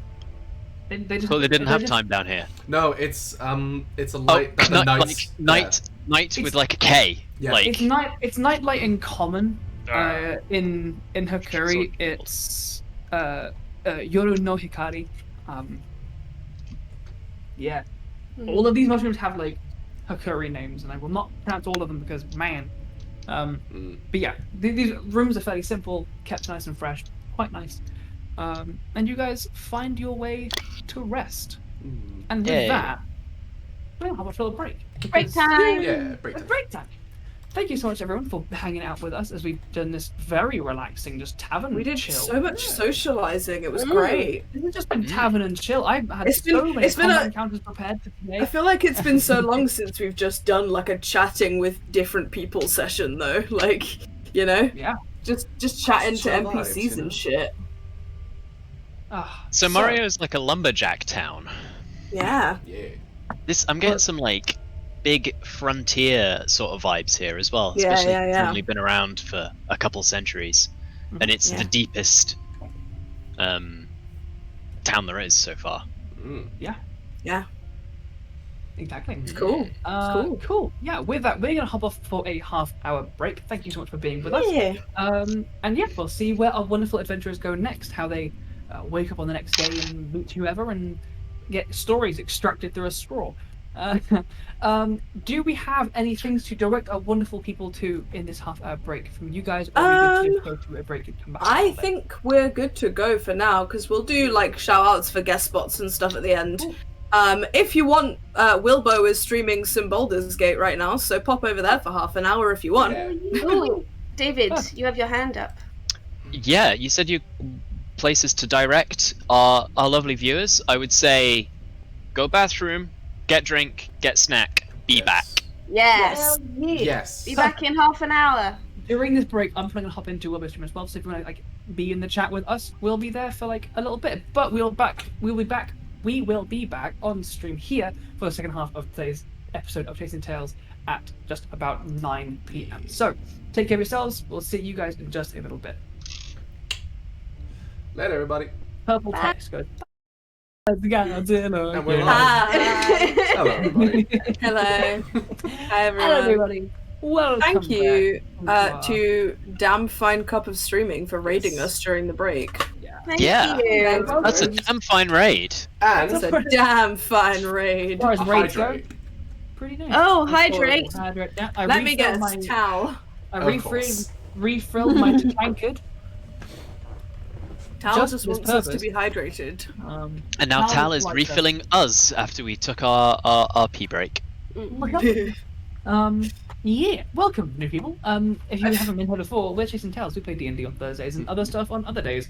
Hi. I'm Andrew. We're DMing in a D&D 5e actual play in this homebrew setting. These wonderful people have ventured down into the Underdark, into a town where Nute, our wonderful Jordan, is from. Nute, and have And spent Ashura. a night. And Ashura. And has Ashura's spent not a from night- this town. Yeah. He's from a different town in the Underdark. They're venturing forth to the plane of elemental Earth, which is where today's travel maybe takes them towards. Let's find out. All of you, I hope so. you'll sleep in these We are. beds in these stone Oh, rooms yeah. beneath the Worm Slayer's Respite Tavern. And my giant rabbit has tiny moss slippers. And your giant rabbit has tiny moth slippers. I love him. Markos, Hello. as you sleep, Oh God. thoughts race across your mind. The image of the space bun decorated drow scout lady that caught your attentions of an evening. The buff idiot himbo that caught them of a moment. In a strange shift in the way that dreams do, you find yourself in a different tavern. A crooked wooden door opens and you find grey stone and timber frames, beams across the ceiling, hanging dried herbs. You see a rusted plough hanging from an opposite wall. This is not a tavern of the Underdark, this is a tavern of the surface world. And as you take in the space, it's oddly quiet. But you can see people. A long table in the center, a number of soldiers in Adigani uniform, frozen. Some mid-drink, some pulling a card and throwing a handful of gold across a table. You see a dark-skinned drow flaring a small light of magic from his hands, and a barkeep leveling a shotgun. All frozen in place, this familiar tavern scene. You were here weeks, no, months ago, all the way down in Hollow Reach. One thing is moving in this entire freeze frame of a tavern, and there's this slightly swinging and swishing whip-like tail of an obsidian-skinned tiefling in the corner. Sitting against Alice? the table. No. No, pariah. Pariah. Oh, I meant Pariah, sorry, yes. Pariah, the Us is blue. gangly, tall, slender scarecrow of a tiefling. His long, slender, glossy horns stretching high above him, and his kind of darkish red traveling coat. He looks straight up towards you, offers out a hand. Markos, please come sit. I will. Forgive me, I hope it's alright that I've contacted you this way. Figured this would be familiar in at least a sense. How are you? How are things? Things are okay. I mean, I'm a little surprised by this, but if it is from you, I know it is not too bad, I suppose. No, of course. This is a simple method of communication. You are asleep. You are in wherever I you know. are. Cool. Good. We're in a lovely town called Morioh, deep in the Underdark. I see. Do you remember Nute? This is his hometown we are in right now. I do, of Can I- course. Wonderful. Change what this looks like, or is that just you? I can. If you ask, if you have a preference. Well, I was going to show you, but you haven't seen it, so... All right.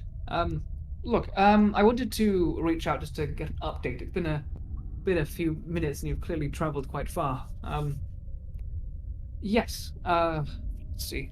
And he kind of like rats his fingers across the table and pulls out some like sheaf of notes. So, I thought this might be relevant to you. One, I can contact you like this if you wish. To keep people updated. The rest of your party, I don't know if any of you can use any kind of magical communication, so if you want me to pass a message on, I can do. Next on the list, there has been increased movement in the south toward the Phalid Hollow. Nothing aggressive yet, but there have been more sightings across the river, and so more troops have been sent to be prepared. There was an operation to retake Evstone. It went okay, according to this is about as much as I could get from Hope on the matter. She was a little hesitant to share everything with me, understandably. But yes, nothing drastic, nothing to really worry about. Just things are still moving. I'm glad you guys are safe for now. There was one other thing, and this doesn't have to be an answer now.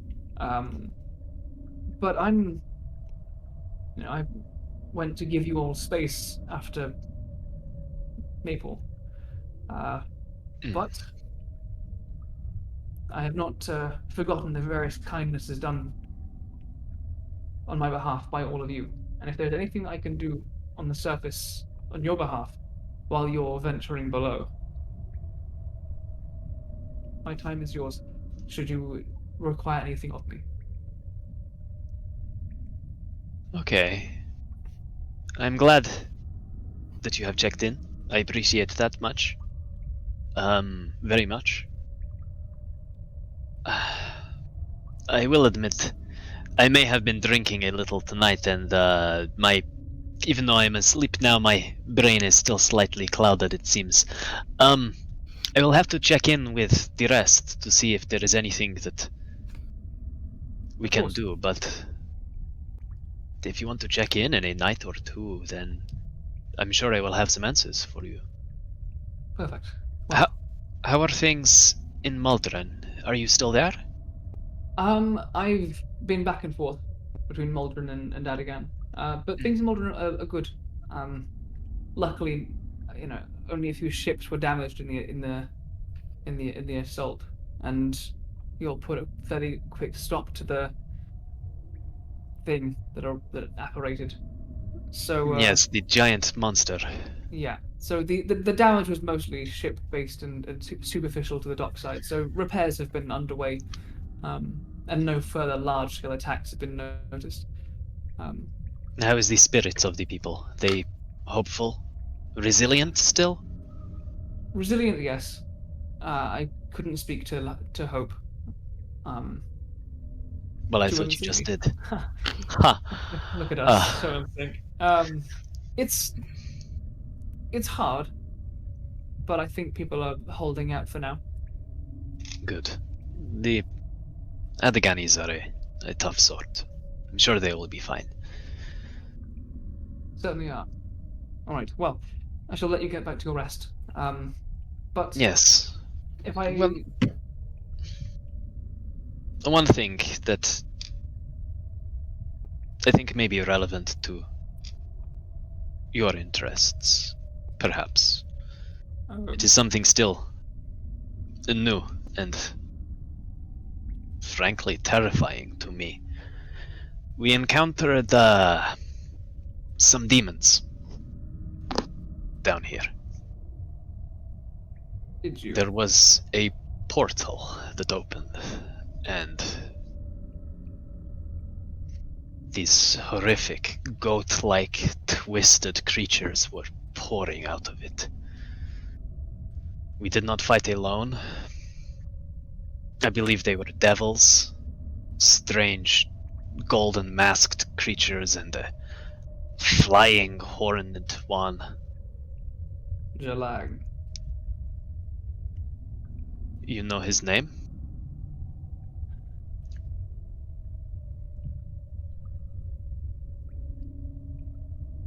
In passing. Well, I'm glad you dealt with them. Not for naught but wishes to stay safe. Thank you. I know not all of you received my offers with gladly, but I'm, in a way, it makes me glad to see that you've at least encountered what I was talking of. I'm still not entirely happy that you put us in touch with such powers without informing us. Let's just say I recognize the threat. I would ask little more. Right. I'll let you back to your rest. I shall commune again in a night or so. Stay safe. Stay safe. Jinx, you owe me a soda. I'll hold you to that.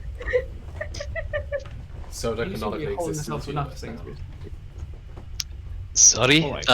Faraya, I Nothing. did not hear that. There was No, some nothing at all. Nothing.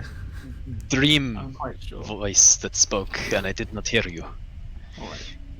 Well. Good night. Good And night with to that, the whole visage of this frozen tavern begins to fade away like pieces of ash drifting on a light breeze, just turning to dust around you until blackness reclaims your rest. And you descend back into the dreams that are your own. Eventually, you wake, the rest of your companions wake, and the day is yours. you. I guess we meet downstairs for breakfast. Mhm. Unless anyone else has... Oh, upstairs for breakfast? Unless anyone has stuff. I would have just had Yeah. some breakfast. Just, yeah, wake up for, I'll get up just- for breakfast. I'll just recast Willow's little slippers Nice. in the morning. So I guess, as we're eating, Mhm. Markos will have whatever passes for porridge down here, whatever the equivalent is. And he'll be like, I guess it's like, what, like ground up bugs? So, in terms of things which are like porridge, there are some larger varieties of fairly mundane fungus, the spores of which are quite large. They can be treated dry, and they can be almost like rice-esque material.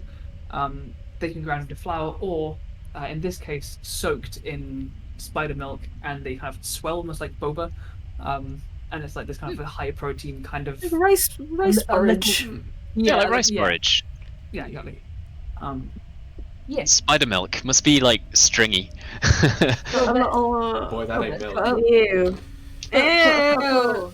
Put a couple of fried eggs and a bit of bacon in there, and it's basically Mulan. Pretty much. Team. Faraya came to me last night in a dream.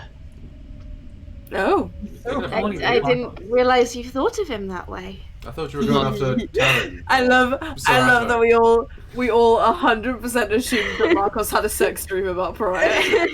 Immediately, Not necessarily a sex dream, but one where he's a like, romantic Does it get more dream. dark? Does it get more dark academia than an obsidian-skinned tiefling in a nice coat? Yeah. No. Not like that. Oh. No, look, he just came to check in. Some Huh. magic he has can let him speak to people whilst they sleep. Oh, it's magic. Oh, It's Right. interesting. He recreate. Do you remember the tavern down in what was it? Hollow Reach? Reach. Hmm. I don't. But continue. Yes, you were not traveling with us at that time. But yeah, no, he recreated this tavern just as Ashura was messing with my card game, and I'll just like shoot him a sly glance. I remember that. Um, I say that as Meg, obviously. but- It was just checking in, saying Fabled Hollow is still unsettling. There is activity. Nothing big, nothing approaching the settlements, but Hmm. stuff. And Ebstone, there was a expedition to retake it. Met with little success. Yes, just checking in and saying if there is anything we need of him, we should check in, but I cannot think of anything right now. He will get back to me in a day or two, he says, so. Hmm. Gosh. With that news, do you think maybe I should try scrying on Kaelin again? If there's movement. Maybe. The last time I tried, they weren't on our plane, but it's been a few days. It might be a plan. I just kind of look around the tavern. See, Maybe not here. not here. That's, Maybe we have a long day ahead. If we have some downtime, it might be a plan. Of course. I think if need be, we could always just head back to one of the rooms for a moment. It'll take 10 minutes. I can eat quickly and go upstairs while you guys finish breakfast. Can That we could convene work. afterwards? Sure thing. If it does not expend too much of your magical energy to do so, then it might be a good plan. It's For important. one is forearmed and all that. Exactly. And it might not work if they're not on the plane that we're on. Then nothing will happen. So that's No! Actually, don't. We're in the Underdark, so even if they're on the material plane, they're not on the same plane as us, right? Is this not? Wait. Is the Underdark a different plane? The Underdark is just deep underground. The Underdark is the same plane as interior as upstairs. Right. Okay. Okay. Okay. I was concerned. No, it's a good. I've been having thoughts that potentially they could be making their way to the plane of Earth, and I'm That worried wouldn't surprise me. That makes if sense. So- if Kaiser is seeking out the heart of the Zaratan. They're, from what I've heard, a fairly formidable warrior.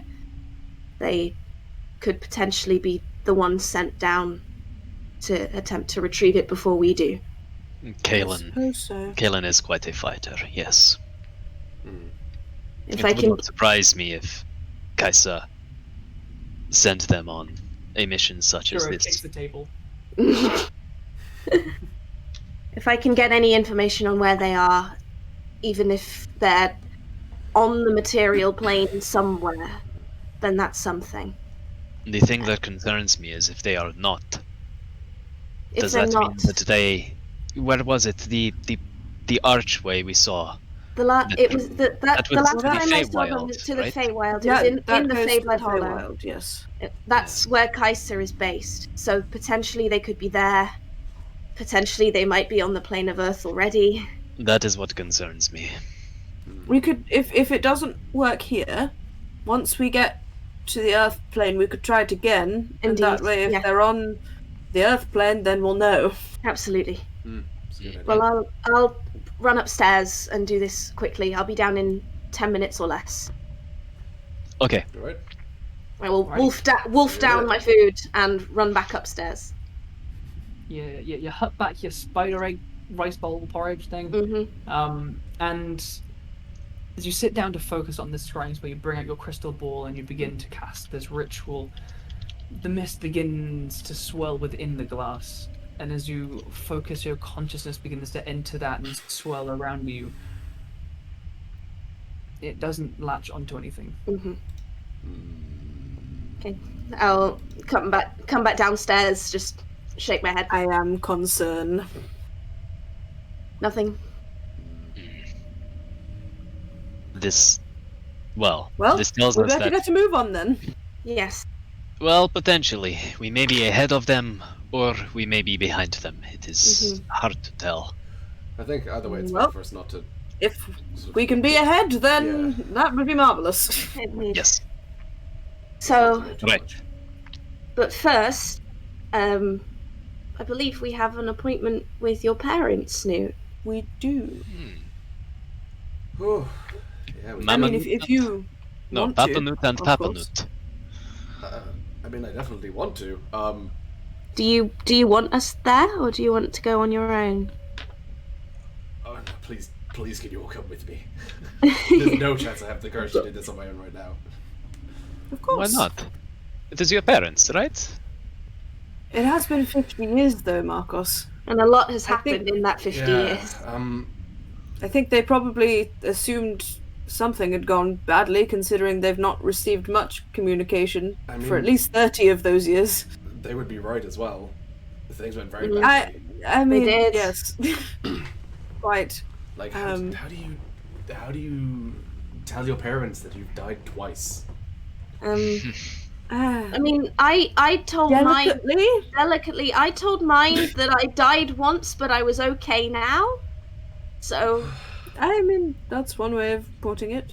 Hopefully, they will figure out that I'm okay by me Were being you- there. But I apologies if this is insensitive, but were you an older dwarf when you left, or I was about how old I look now.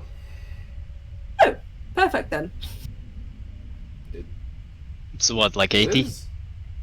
120. I mean, so Right, according okay. to them in those Someone- years, Someone literally a half dwarf, half elf told you he was young at 70 yesterday. Why did you think 80 was old? Marcus doesn't understand Yeah. how people Yeah. can be so old.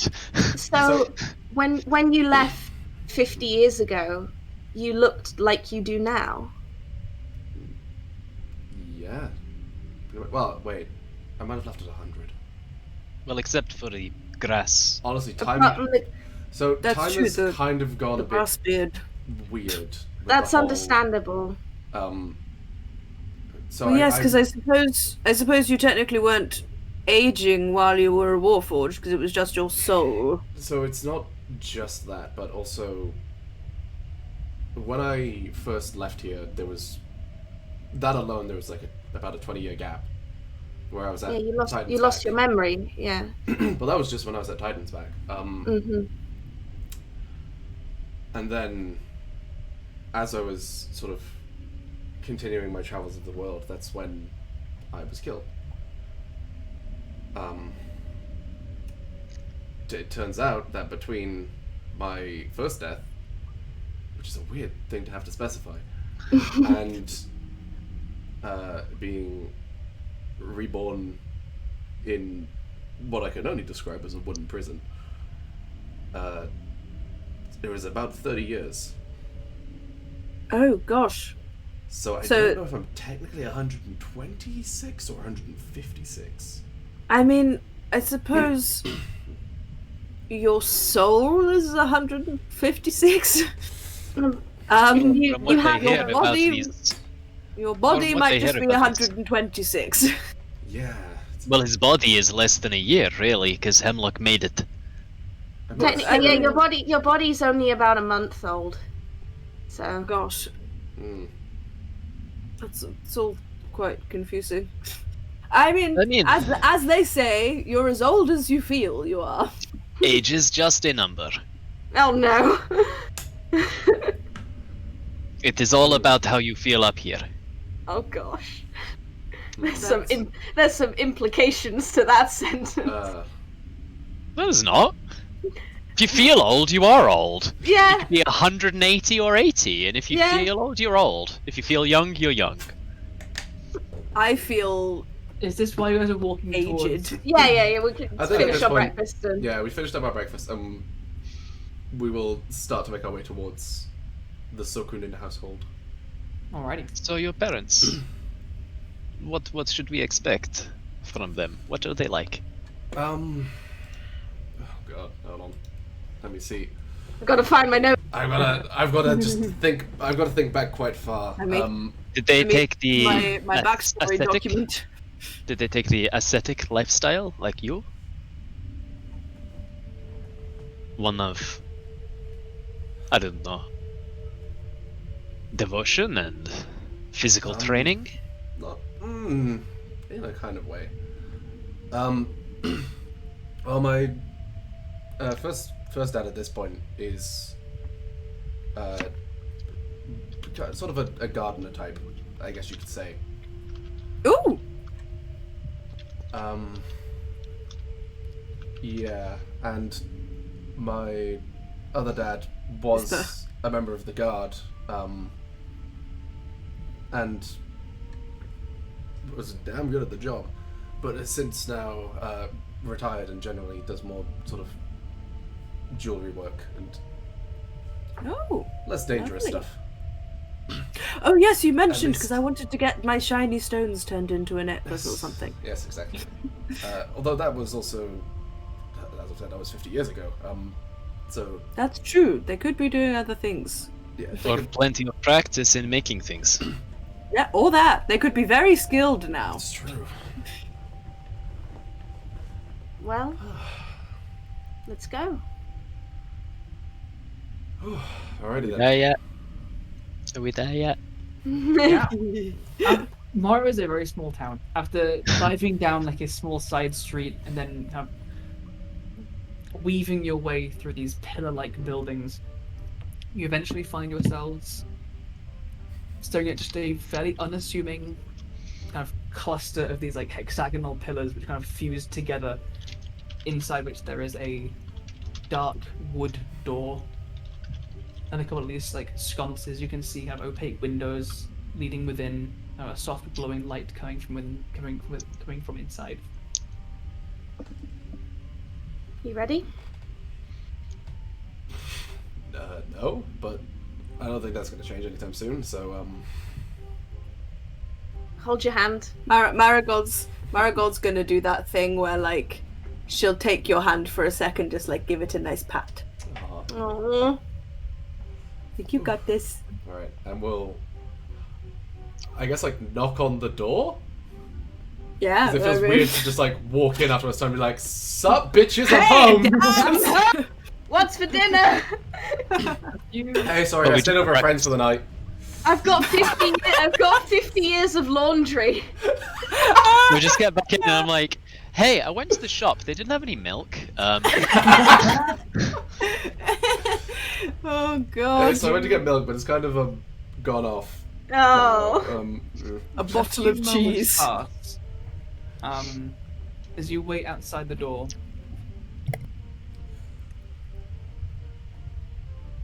Eventually you hear some shuffling from within. And as your heartbeat begins to race and your stomach almost lurch at the nervousness, the door swings open and reveals a fucking thick Durgar.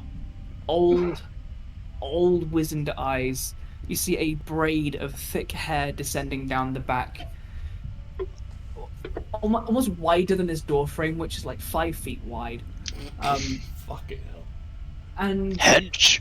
Boy A casted large before familiar- opening the door. Immediately you can see the resemblance. He has a thick, like, bushy beard that comes like out more than it comes down. And Nute, you recognize your dad. This is Kasumi, the gardener dad. And for a moment you Yay! just have, Garden dad. oh,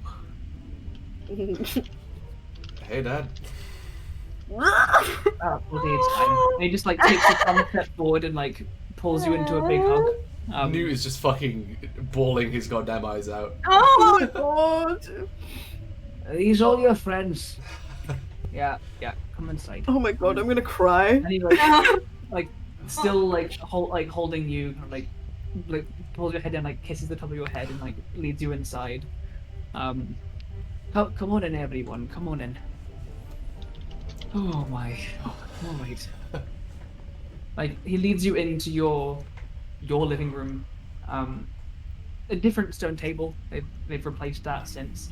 But a familiar large fireplace kind of crackles and burns. A large store of dried up zirkwood kind of off to one side.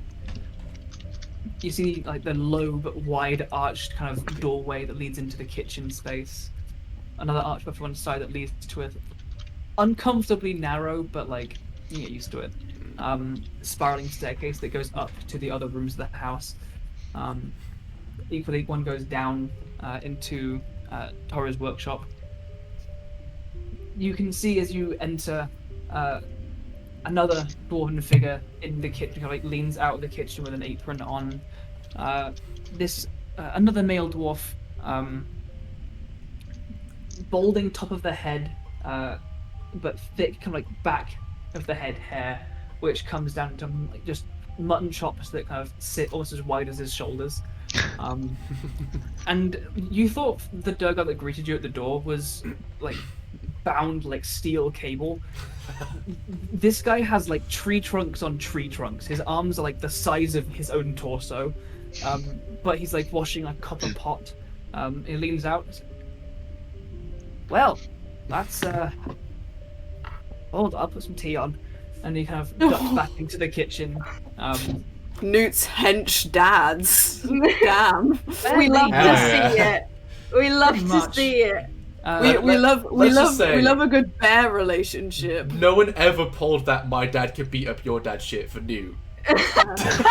No, they didn't. No, because Nute was just like, my dads can beat up all of your dads. Either of my dads could beat up all of your dads. Like, it's 2v10 and Nute's like, it's finally a fair fight then.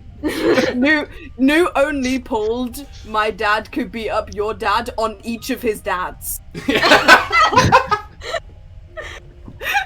He's like, my dad could beat up my other dad. Fuck you. They're like Like, it's the classic My dad could beat up your dad. Are you talking about me beating up my own father?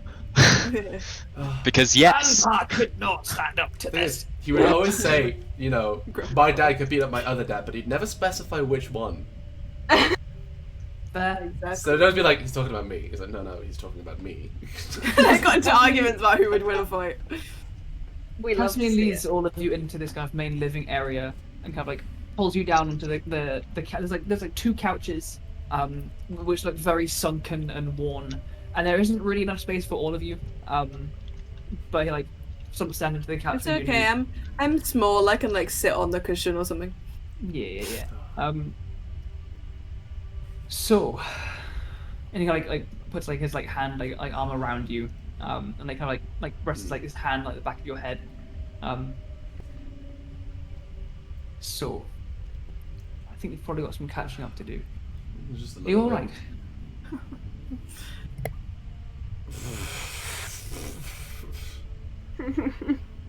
Still Already struggling with the first question of the day. Are you okay? Fuck if I know. As you're considering your other dad Toru, comes through with a copper pot of tea, and a bunch of smaller cups, and like puts it on like a squat coffee table. So, wasn't expecting a whole entourage when you came back, Shin, but glad to see that you've. I assume these are your friends, or no? Nice to meet all of you. I'm Toro. This is Kasumi. Oh, My pleasure. Hello. yes, these are Lovely to meet all of you. some So- friends I've been adventuring with. Adventuring? Oh, crikey! All right. Please, everyone, help yourself to tea. And Tori kind of like takes a seat down. His entire frame seems to like fold into an armchair that can barely contain his mass. I love it. You notice Do on they his... both have massive recliners? They kind of do, yeah. You notice on Toro's hands, his hands are decorated by numerous like dark grey granite rings. Like rings of very kind of humble stone, but very, very nice craftsmanship. You notice there are a couple similar examples on Casimir's hands. You notice in the room itself, kind of above the fireplace, is like a branch of what almost looks like coral. It's like of winding dried rock, like either dried fungus or rock. It's hard to tell what it is, like a kind of it's like a feature piece of some kind of growth on the wall, which kind of glows in a few spots around it. Hanging opposite, above like where the dining table-esque thing is a colossal maul, like thick, like steel shaft inlaid with brass and gold along the actual handle part, and the head is stupidly big. Like no one can lift this. It's just a ridiculous like anime weapon, but it's this massive, like stone and steel construction, which looks like it has like clasps across the corners. And like lines of silver across its edge, kind of like mounted up on the wall. Nute, you know this is the weapon that your father Toru used when he was a paladin of the Kabe. It's been sitting on the wall for a while, but it never gathers dust. So, did you find what you were looking for? Sorry, Well- I know we're coming in hard with the big questions. We've missed you, and he kind of like Toru kind of like comes over and like gives you like an awkward like standing hug from the couch. Well, kind of. It's a long story. About a year and a half worth of weekly campaigns worth. More than most get weekly. Even longer than that. Even longer than that. Weekly's impressive. Yeah. Well,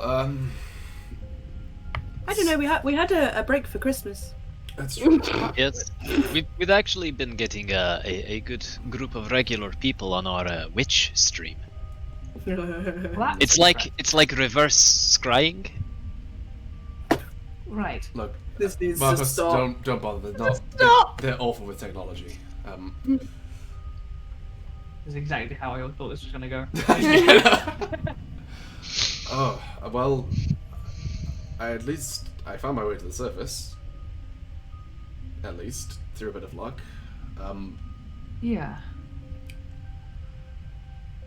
I didn't quite finish my journey as planned. So I'm just gonna get this out of the way now. I might have died. Twice. That's me who's still like sitting on the couch with you, kind of. You feel like his hand like tense ever so slightly and then relax like on your shoulder. Toru kind of still like standing after the half hug, kind of like a grey expression crosses his face. Well, he is a Durgar. He is a Durgar. As he kind of like strolls over back toward the recliner, there is a flash of movement far too quick for a man this old and large. And in a moment, his fist embeds into the stone wall, and there's like a small like shower of rubble. Oh. And you see where, in a small stone alcove, is like now just the lower half of a small statue of Ungeten. The second half of it crumbling into the floor. Oh no. But you're here now. He's pissed with Ungeten. If it is Scrapes some of the rubble consolation, off his knuckles and takes a seat again. if it is consolation, sir, the second time was more like a rebirth, a return to Oh. shit. normality. Yes, thank you, Marcus. I probably should have specified that one. It was fully intentional and a Yeah. How much? You should probably get on with telling the story. I Yeah, don't think these big things are helping. So, No, these summaries are far worse. Yeah, so the first like 20 years or so were actually great. I managed to find a monastery up upon the back of a titan, and I learned the ways of the monk, and so I've become That's oddly fitting. very good at punching things. I am not that surprised, actually. Yeah, That Raj man's looks at the hole in the wall. So Takes yeah, a chunk of rock out of his knuckle. so what ended up happening is while I was traveling across the world above, I was the first time at least was killed by an agent of a different nation that was kind of against the nation that I was currently walking through. Honestly, the politics of there are really confusing, and I still don't fully understand them. But then I was brought back as a construct type thing, but I still had some of my memory. Then a lot of stuff happened. I met all of these wonderful people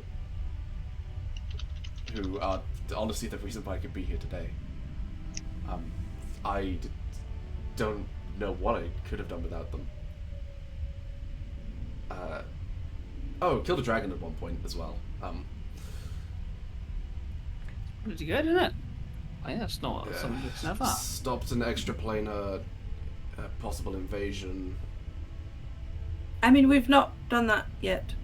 Well, Oh, we no, did the one other of one. them. There is The another other one one. that we need to deal with Yes. now, though. Okay. The other one? What? Yeah, look. Like, Look, that's later in the story. Okay. Like Tori and Cass kind of both like look at you and I look between your friends like, what? Huh? Your son is a hero. He's also a lord. Oh God, I'm a lord.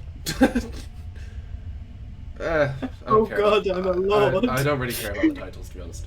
That's fair. So, you're probably thinking, over the 50 years, this kind of all happened in like 6 months, honestly. I've had a busy time.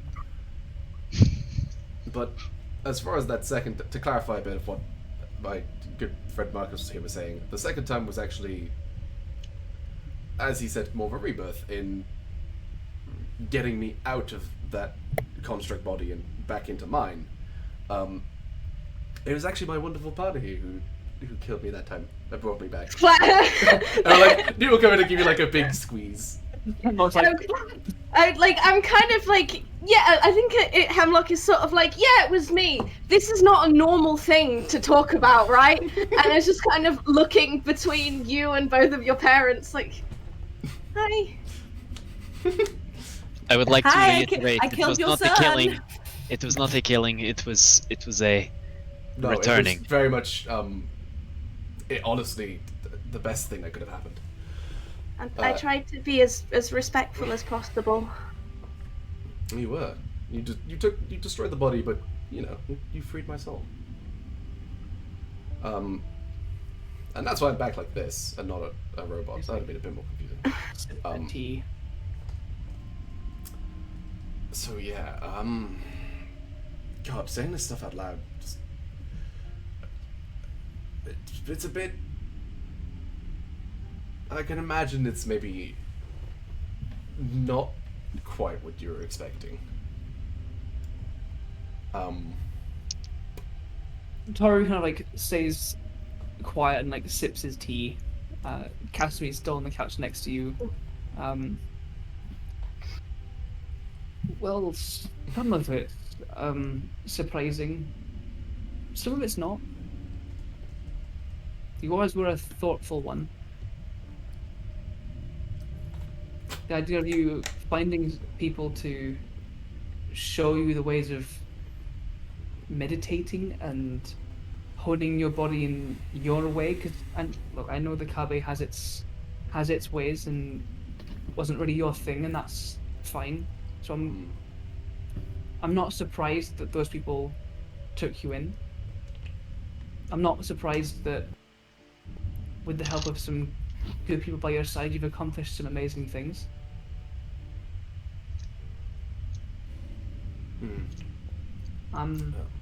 And well, while Oh, there is actually one thing that I want to show you, which is you're gonna love this. And around the same place where they punched the wall, a little bit further away, Nute's gonna like go to the other side of the room, like channel the key, and just throw a magic punch into a spot next to it.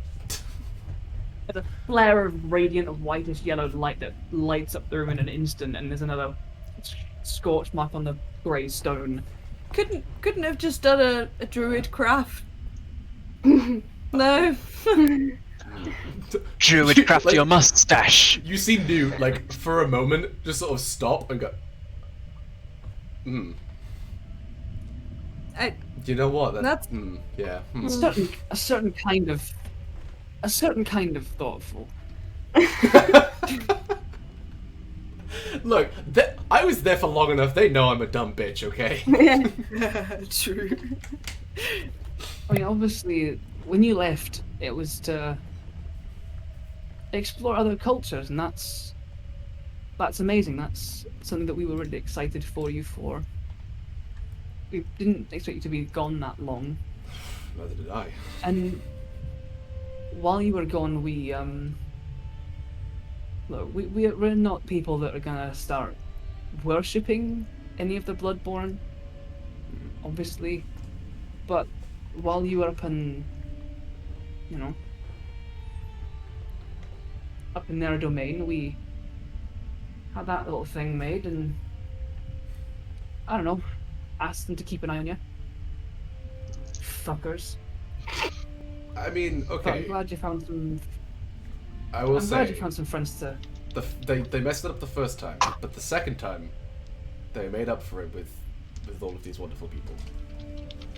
No, look, I'm not going to get into a conversation about how much credit the Bloodborne can take for the actions of free people. I'm just glad That's that you fair. found people that are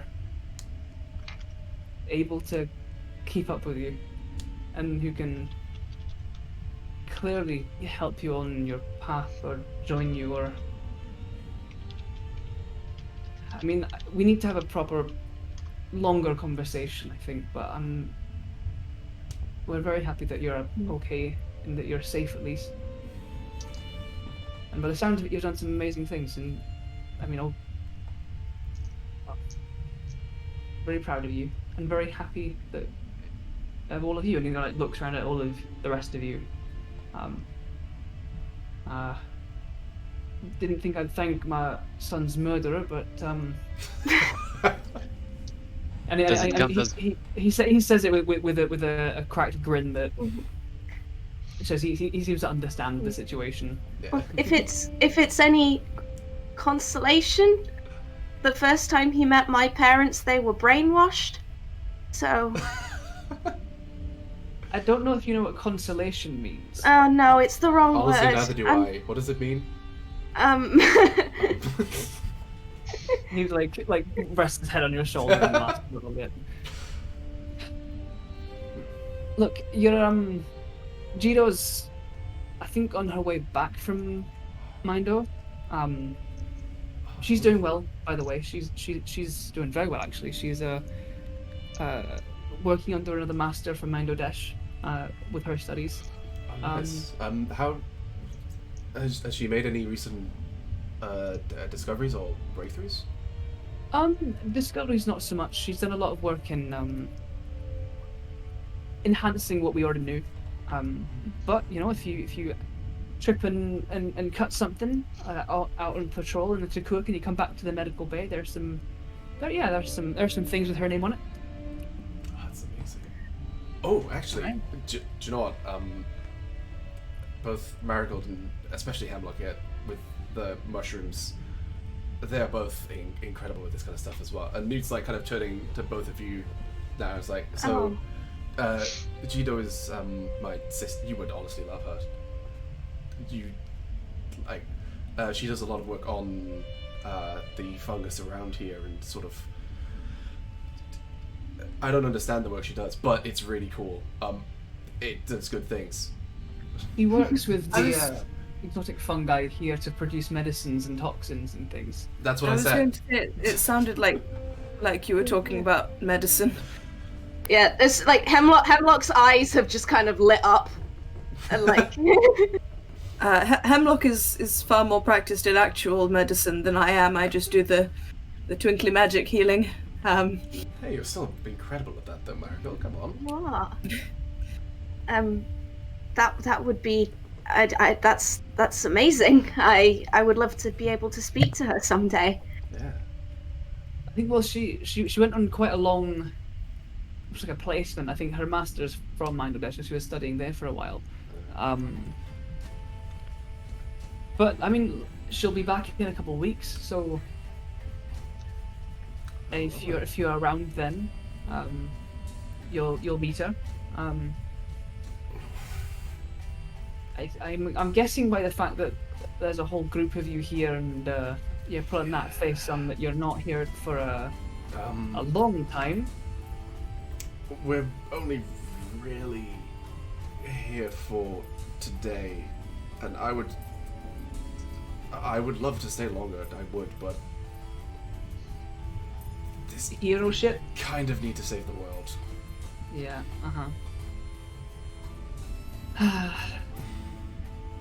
I mean, I think most people at some point fantasize about doing the whole adventuring, saving the world stuff, and I think a lot of people venture a little bit into that. Especially, our folk. We have so many years to do so many things. Why not spend a few of them trying things out? Not many of us get to the point of slaying dragons and traveling planes against great evils.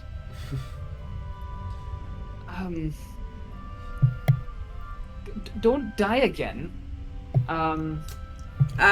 We will absolutely make sure We're of that. not letting that happen. Nute is just like staying completely quiet. It's like. So what actually? I also, sorry, I just wanted to mention, it's not just us. There was Hope, who did a lot of work, and she's incredible. She's back. She stayed on the surface because she's an incredible diplomat, and she's helping with the war and stuff, and she's amazing. She's a beautiful angel, literally. Yeah. Prove your pants on Twitter, folks. Yeah. and we love Prue. She's in there. Like, she literally gets out angel wings. It's honestly amazing. And Wow. Hope is also a healer and is very good support and is very intelligent, and she absolutely has helped with a lot of the things that we've done.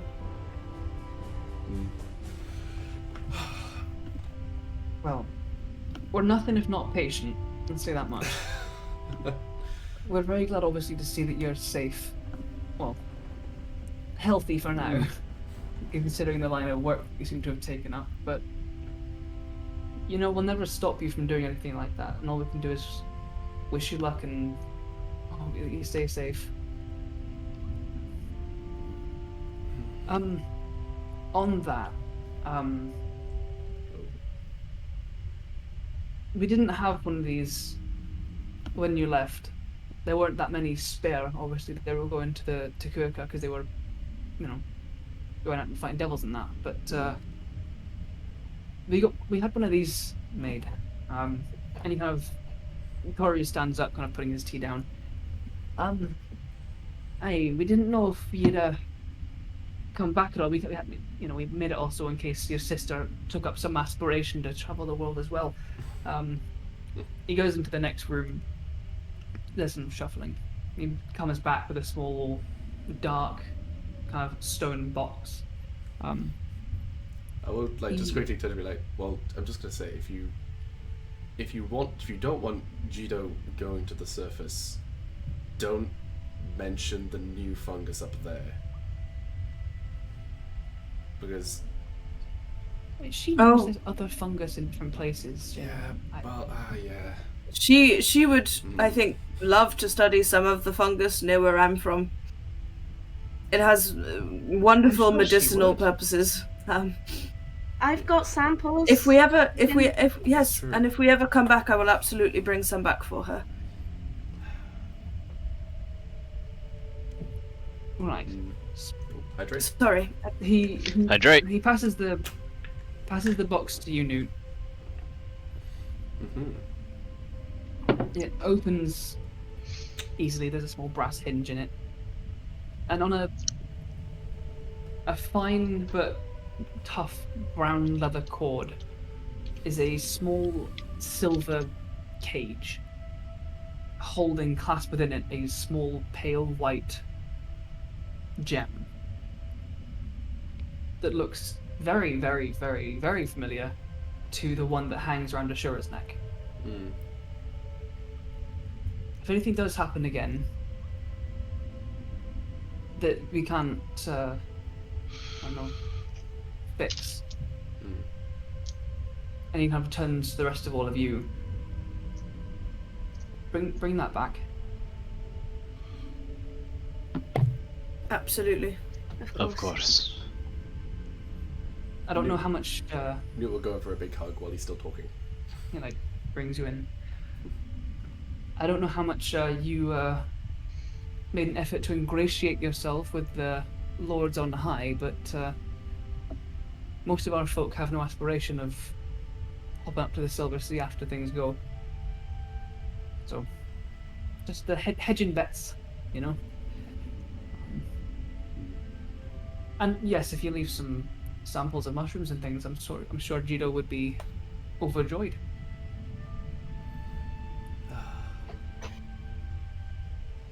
Well, hopefully we'll be able to come back soon. Do I want to know what you're actually here to go and do, or is that going to frighten me more than is necessary?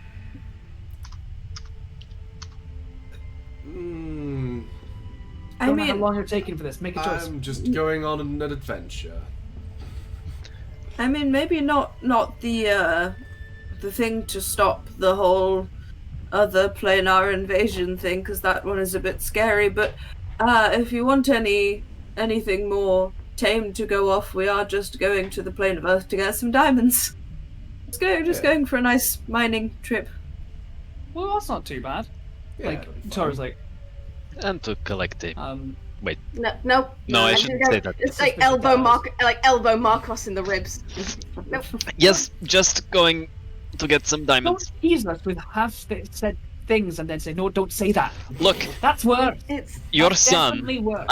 I have never seen anybody punch a dragon before, and your son, there was a adult, I believe, Adult red dragon. quite a big red dragon called Ivrenfar, and your son punched this dragon in the face so hard it was left reeling. It was amazing, truly. Our wall One is still one of alive. his punches did as much as a cannon to that dragon. Sorry, but with the image that Markos is describing, I'm fully imagining like a cartoon image of Nute just like kablam!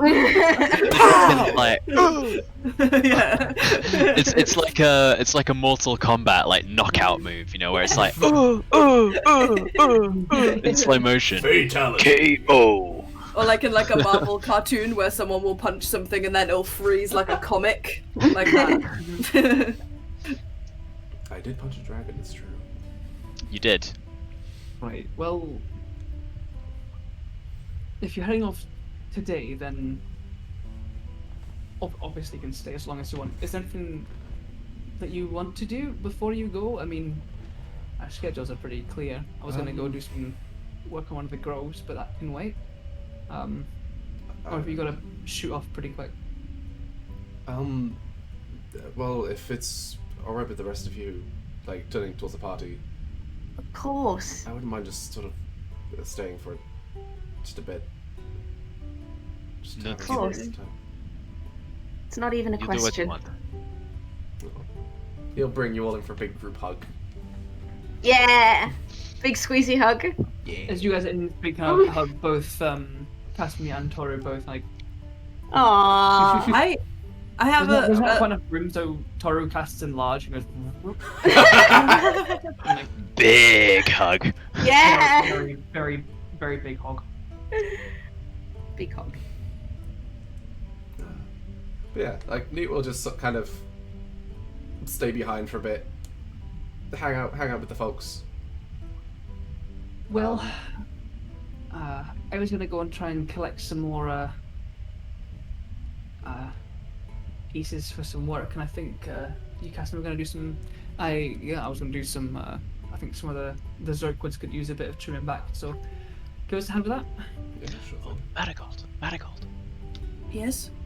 Those pretty rocks that guy gave you. Did you not say you wanted someone Oh, to see them? yes. So Ken, I assume you know who Ken is. You've lived here forever. We all know who Ken is. Ken Yeah, gave me these very pretty rocks, and I see that you make wonderful jewelry, and I wondered if it was any trouble at all. I absolutely have gold to pay you, to just sort of put them on a cord of some kind. I just like them. Just a cord, and he like reaches his massive hands out. Is he still enlarged? Oh yeah. It's like one of his hands Like is 3 bigger foot than large Marigold. gnome, Big. 10 foot large dwarf. Thank you, mid tiny speck. He begins to deflate as he like takes the. Deflate? I can hear just the on the way down. like the balloon, like. Pardon me. There's some things I could do with these. I mean, just on a cord, does that? Just as some kind of, sort of trinkety necklace thing. Sure. I mean, obviously, if you want to get creative, that's absolutely fine. You absolutely know more about this than I do. I'll have a look. He kind of takes me in his hand and he like puts me in a little leather baggie to keep me separate and throws me in his workshop. All right. Well, Nute, those grubs aren't going to trim them themselves, so let's you probably want to drop most of that nonsense. You're not going to need it. Rest of you folks have a wonderful rest of your trip, and I guess we'll see you soon at some point. You stay safe now. It's a pleasure meeting you both, Mr. and Mr. Sokunin. Pleasure meeting you too. They would kind of give like a slight bow and a grin and give you all hugs, before looking to get themselves ready to go on a bit of a hike. They throw some big, chunky leather boots on and stuff. The rest of you guys, as you join Dads on nice nostalgic go and help with gardening and picking up rocks time. Hell yeah. The rest of you guys, what do you guys want to do? The town is yours. Ooh, I have a specific thing. Marigold. Is there some sort of magic-y, trinkety, component-y store here? Who are you asking? Or you're asking the DM? I'm asking you, I guess. Although, I guess I could ask one of these guys if they know. Yeah, that's free leave. There is no dedicated magic shop now. Okay. Unfortunately, no. There is no like this is a magic shop. It's just quite a small I guess town. I would specifically ask the jeweler dad. Jeweler dad is Toru. Because I'm looking for a spell component. Because one of my spells is like a gilded acorn or something. Oh yeah, it's one of the summoning. It's one of the summoning ones, isn't it? Yeah. I'm trying to remember which one it is now. I think it's quite a high level one. Isn't it like summon something? It's summon or conjure something. Yeah. It's one of the two. I think it's summon beasts, isn't it? Because it's a Nutasha spell. I remember you talking about it. Yeah, that makes sense. What level is it? I've got second in my head. I don't know if that's Yeah, right. I think it might be. Yeah, Summon beast. Summon beast. Second level. Beast. Yeah, so I need a gilded acorn worth at least 200 gold. Not Do you that I have have. an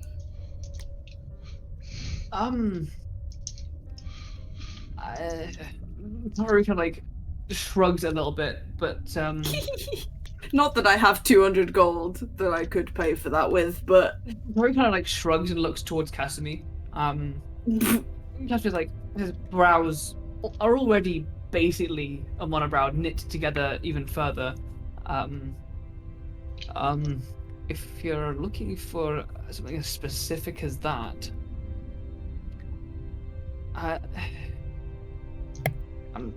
not many acorns down here. I think I probably have an acorn, and I guess Marigold might have an acorn. She's a she could druid craft a fucking acorn. Yeah. I could make an acorn. Macon. I think to be honest, your best bet might be to gather the bits for the component that you need. I like an acorn and try and go get it Yes. gilded. Yeah, that's what I'm thinking. Because like the other bits I have, it's like a tuft of fur and a feather and stuff. But I just need a gilded acorn, and I could make an acorn. Is it just a But I gilded just- acorn? Well, that's the main thing. The rest of it is a feather and a tuft of fur and a fish tail that I need to put inside the acorn. Oh, you need to fill the acorn with all that garbage. Okay. I see you're making Sometimes- this magic stuff up. Sometimes druid stuff is It's gross. it's really strange. No, I understand. Fey beasts make things up. I swear. You can, look, Toru, you can gild it. Yeah, I can gild. Yeah, I think Toru can build an acorn. can gild it if you need, but as far as getting an acorn and filling it with random stuff, that's probably gonna have to come from you first. Yes, I can try and figure that out. Aye. It would have to be a small fish, right, to fit its tail in an acorn. You can find very tiny fish. Aye. That is true. It's very true. All right. Well, yeah. If you. I'm sorry, I'm giving you so much work to do. I mean, there's no work to do until you rock up with an acorn full of fish bits. So, this won't take long, like with the stones. So Oh, I get it. It is like you just crack on, earth, bring sky, the- and sea. There Ah, you go. Yes, it's because you can summon like different beasts who can do different things. yes, it makes sense now. So, yeah. Although it's not even really a beast, it's more of a spirit in the shape of a beast. Anyway, Right. sorry. No, that's okay. If you're looking for any of the like kooky bits, IG's Eclectic Exoterica might have something for you. Yes, we were Um, going to pop there anyway, so. All right. Well, I'll see you all around. And he gets about putting his shoes on and stuff. So, Hemlock, Markos, Ashura, what would you guys like to do? I don't know what Ashura wants to do. I don't know why you're asking me. Yeah, what does Ashura want to do? Oh, fuck no. He'll just follow you guys. Where are you going? Sure wants to give me all of his magical items. Just told me. Alex just private messaged Just me. DM me right now. I'm not going to show it because that'd be a breach of privacy, but you can trust me. Yeah. GDPR. Ugh. Maybe making the way down to the shop. Yeah. Down shop. Down tip Alright. shop. Down to shops. Like most Diddle-diddle-dun. within Morioh, it's a short one. It's down one of the smaller, crooked little, like, steep streets that kind of wind between these hexagonal growths of rock. And you find a kind of worn sign hanging and swinging outside this place with a very, like, peeled paint kind of sign, which you can just about see, like, the 3 golden E's of ID's Eclectic. I got the rest of the words are kind of chipped almost beyond recognition. When you get to the actual door itself, it's one of those like doors where it swings in half, like it was like a saloon door, and within is what was once a pawn shop. You can see like a small counter. The whole place is maybe only 15 feet wide. It's very compact and small, and kind of claustrophobic almost. And you can see where these stone counters with little glass display cases exist around the edge, with like dusty items and things hidden within. But the entire place is just drowning in scrolls, parchment, and the smell of like vellum and ink just flood out of this place, stacked like a hoarder's trove with just piles upon piles of scrolls, all in small like wooden scroll cases with little kind of scrawled labels across them.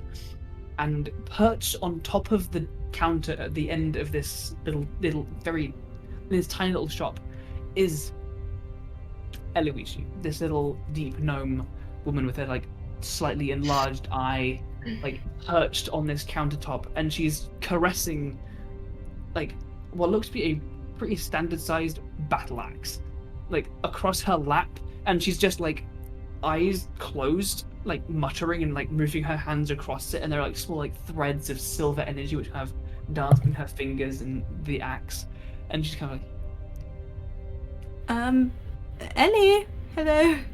Hi everyone.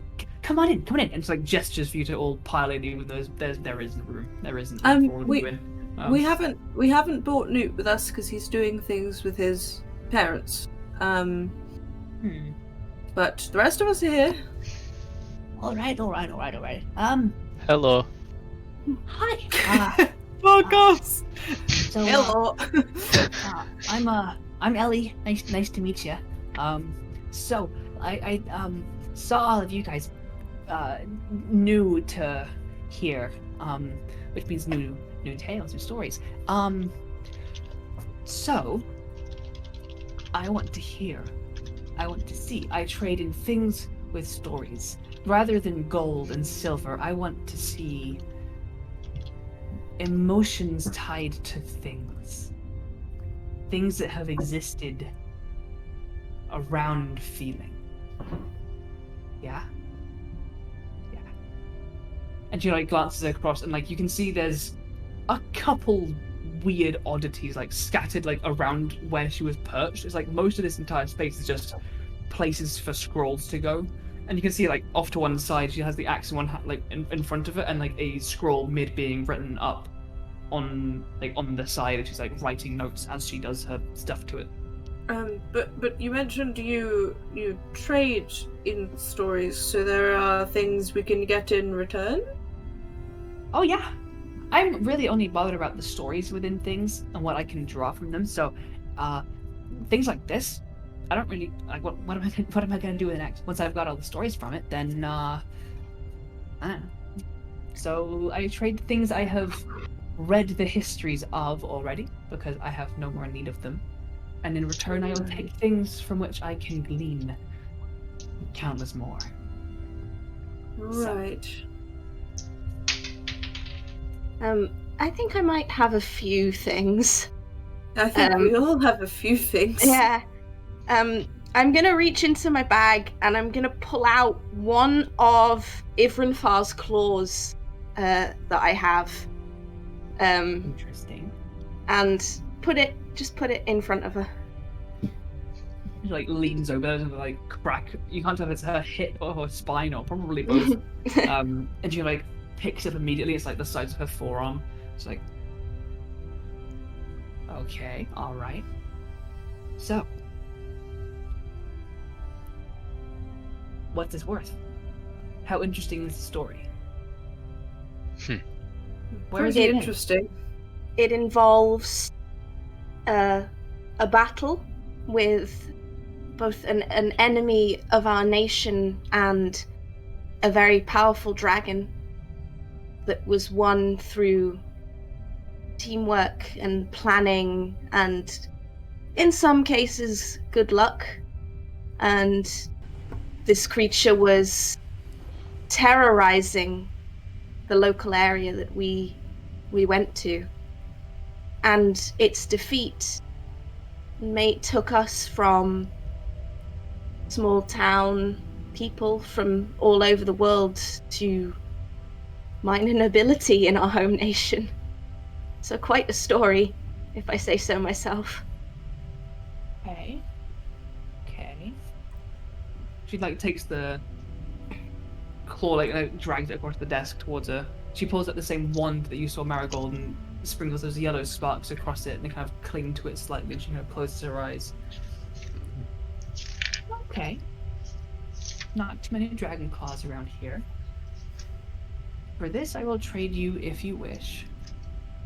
This. She reaches down and she places on the desk in front of you what looks to be the broken hilt of a sword. And alongside it, she then places a scroll.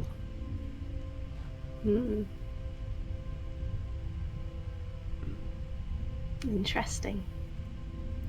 I have more. If you have more to share.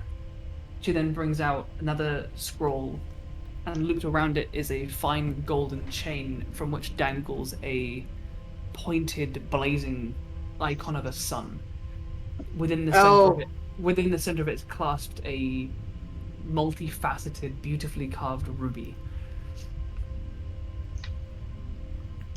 And I'm just about done with this bad boy. She slaps the face of the axe. You can see the axe itself is a battered, beaten, bearded style axe. Across the whole length of it, across the missing chips and dents, is tightly wrapped leather cording, and kind of decorating down certain levels around it are embedded rose thorns that protrude out from behind the leather wrapping. The head itself is scratched and dented, but along the corners of the actual blade itself, you can see runes etched across its blade.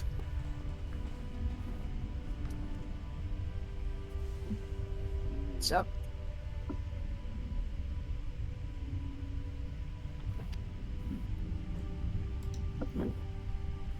What about the pair of you? I do not have many storied items that are mine to show freely. What I carry now is...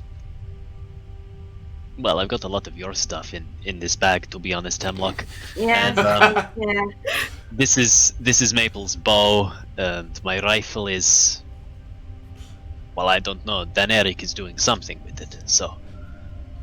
I love the idea of Markos just reaching to the bag and there's this head, There's and there's this this head, head. and there's this heart, there's also this other heart. It has some eyes on it. We just kind of deal with it. There's this bit of a demon, there's this demon interesting mushroom. Hey, to be Hold fair, on. There's about to be 12 more fair- mushrooms to get through.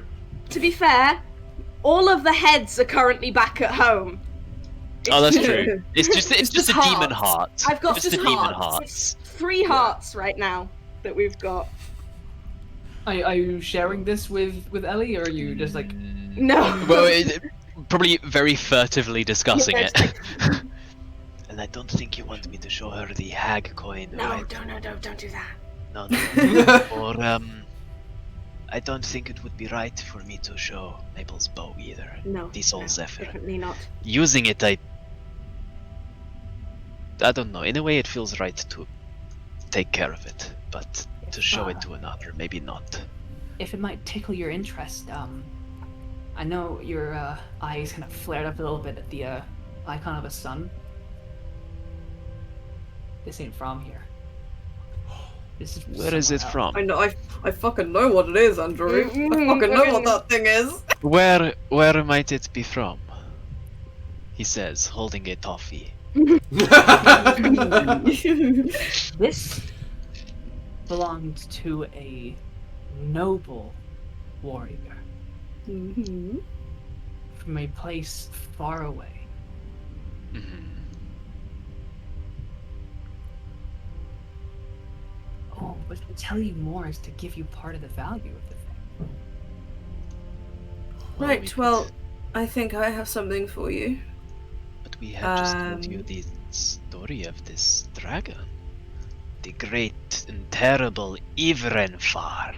You told me the portions of his story that you're aware of. There is so much more beyond. Oh, Marigold. So Marigold's gonna take out her like a battered wooden box, and she opens it, and she's like, "This is my old herbalism kit. I have a new one, so I don't need this one. But this is what I first learned to do healing with after my father died of a fatal injury. And this is also the kit that came with me to many planes with my previous adventuring party.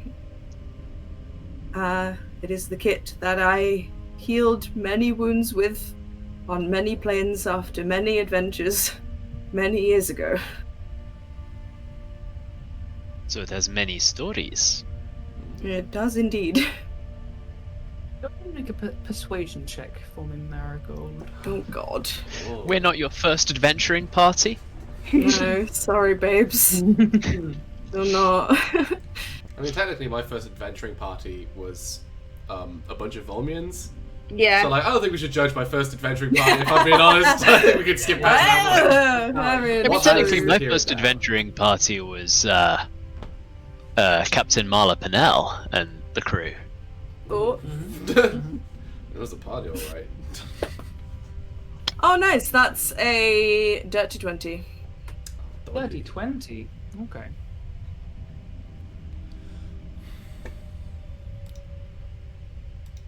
Now that kind of thing really takes my fancy. For telling me that much at least, I'll give you the names of these two trinkets. And she kind of like pokes and like taps and does the little tiny deep gnome fingers across the axe and the icon. All right. She puts a hand on the flaring sun. This is the icon of the Solar Father. She like pushes that across the table. As she puts it a little bit closer, you can see in the light inscribed along the swirling flames that kind of fan out from it is celestial text. Can any of you guys read celestial? Oh, no, I don't think so. Fuck, where's Hope? Where's Hope when you need her? God dang it. Give Hope a ring, like, hey, yeah, could you just, like, we need some translation? Can you translate this for us real quick? Hope also had that, like, translation spell as well. Yeah. I did, Like, yeah. is it? And this one Where's Hope when you Script need her? or whatever. is the bound blade of Hexlife. And she like pats like the side of the axe. Well, indeed. And what of the great warrior that had this emblem? I think she Oh, needs you more want a story name? for that. Or just a You want name. Or at least, Name of the owner? yeah. Anton Calabra Diero Romando. Motherfucker. That is a full name. Motherfucker. Yeah. I'm gonna have to ask you two about this afterwards. So sad that Alex isn't here for this.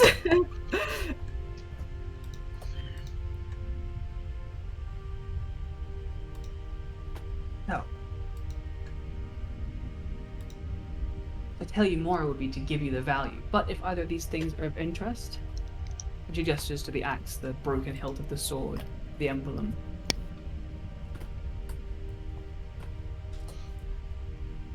Interestingly, I find the broken sword most appealing. I'm happy with a fair trade. And I'll kind of push the claw a little bit, like, further towards her. Like,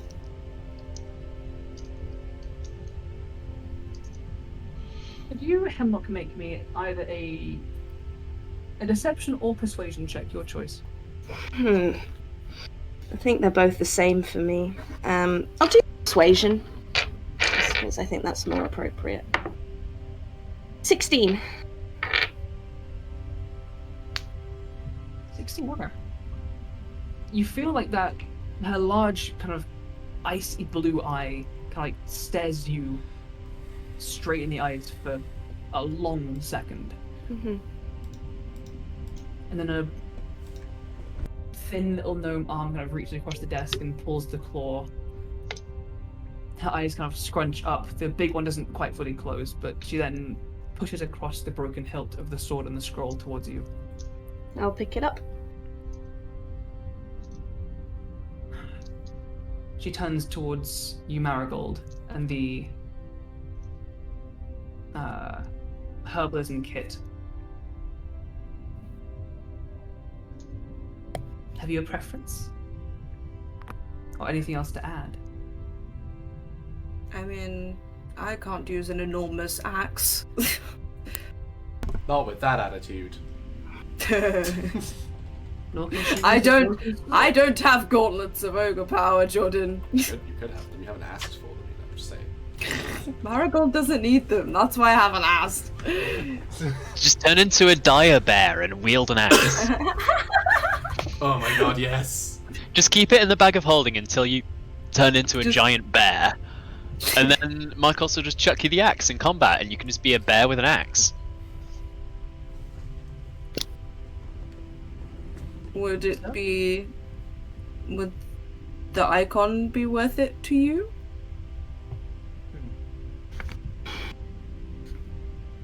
She looks down toward the icon. Her large icon swivels back to look at you. I can tell you more about the box if you want. No, discovery is part of the prize. Part of the Okay. fun. Make me a little persuasion or deception check. Another one. Another one. Yes. I think they're the same because I don't That's have fair. bonuses in either of them. So Just a quick thing. Since it is hitting half Yes, I 10. see. Yeah. it is. I see it. Alright, cool. That's only like a 14. You feel that kind of icy blue eye stare into you for an uncomfortably long moment. Of course. And as you're you see the kind of slightly cracked lips of her mouth widen into a smile, and she picks up the icon and slides it across the table towards you alongside the scroll. And she then reaches forward and grabs hold of the healer's kit, and, admiring all the It's got some in it. yeah, it's got some old bottles and vials and stuff in it as well. It's just an old kit. It's not got any ingredients in it, but Perfect. She begins immediately pouring over it and beginning to cast spells over it. If there's anything else, no. All right. unless anyone wants the axe. I wonder would Ashura trade anything. Would Ashura trade anything? I'm thinking it might be an idea to leave us on a bit of a cliffhanger. Basically, so that Alex can be here next week and be like, actually, Ashura reaches into his pocket, and just as Ashura pulls this thing out of his pocket, Perfect. He pulls out a cliffhanger. That's where we'll end tonight's session. It's been a chill one. It's It's been a good. relaxing Nice one. and A bit of socializing, a relax. bit of shopping. All of the socials. All It's of the been good. socials. Thank you so much, everybody, for chilling out with us today as we've gone through, I think, maybe just the most relaxing session of D&D we've played in a year. Probably. No one so much died? fungus. Oh, wow. So Perfect. much fungus. Just you. dads and knickknacks. yeah. Thank you for being with us throughout this little game, for Episode hanging out title. with us. If you came here for the first time and this was your first time with us, welcome. Lovely to have you. If you've come back from other sessions and you're just joining us again, thanks for joining us again. We see you and we love you. As we come to an end, a thank you to Morioh Merchant, our friends of the show. I mentioned them earlier. Make wonderful dice bags, dice trays, dice cups, things for lark, things like that from leather and a vegan leather. Go show them some love at thecognitivemerchant.co.uk. The ambient kind of blowing wind effects and many, many more are available that have been backing for this stream are available at Sword Coast Soundscapes. So Be sure to check them out for the ambience that you want in the backing of your games. Hydrate. Last chance. And if you are new to us, or you're not super up on our schedule, we do lots and lots of shit. We have lots and lots of other games and people doing stuff. So, Meg, Hi. take it away. We have a lot of stuff going on in the next week before next D&D. So, as always, tomorrow, our lovely Prue is over on the Kilted Cajun channel, doing Tomb of Annihilation, that's the word.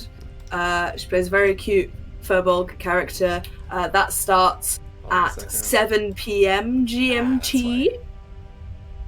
So that's tomorrow evening. Sunday, as always, we will be continuing with our Cyberpunk Red game that started last week. That will be continuing with Prue and Jordan and some other lovely people. That is at 5 p.m. GMT on Sunday. Also on Sunday, Rihanna and I are going to be over on Shared Experience on Tales from the Tavern, talking about D&D and stuff. That one is more international because that one starts at 8 p.m. EST, which is 1 a.m. GMT. So that's a late night. That's a late night one for you guys. That is Sunday, and then Monday we are back with Mini Arc Mondays, and It's we gonna are be we are- amazing. we are playing D&D, but with a twist because we are playing as and Andrew, I, and Rihanna are playing as the familiars from the Adagan party. So I will be playing Willow, Andrew's playing Nitwit, and Rihanna will be playing Lily. And we're gonna go on a little familiars adventure, which is gonna be very cute, and I'm so excited. Pet episode. Pet episode. Pet episode. Hours. My own boy turned up just as that happened. Oh, Merlin. I love him. Merlin is adorable. And then the last thing is on Tuesday at 9 p.m. GMT, Prue is playing Rogue Trader over on Witch and Craft, who are our lovely friends. So Merlin, go and check that Merlin, out you're as well. violating the terms of service. Oh no! Get your butt out of here. And that's all we're doing, but we're very busy. We've got lots of shows, lots of guest spots, lots of fun. Also, if there's time in the middle of the week and nothing's happening, make sure that you are checking out us in our various socials because we do shit.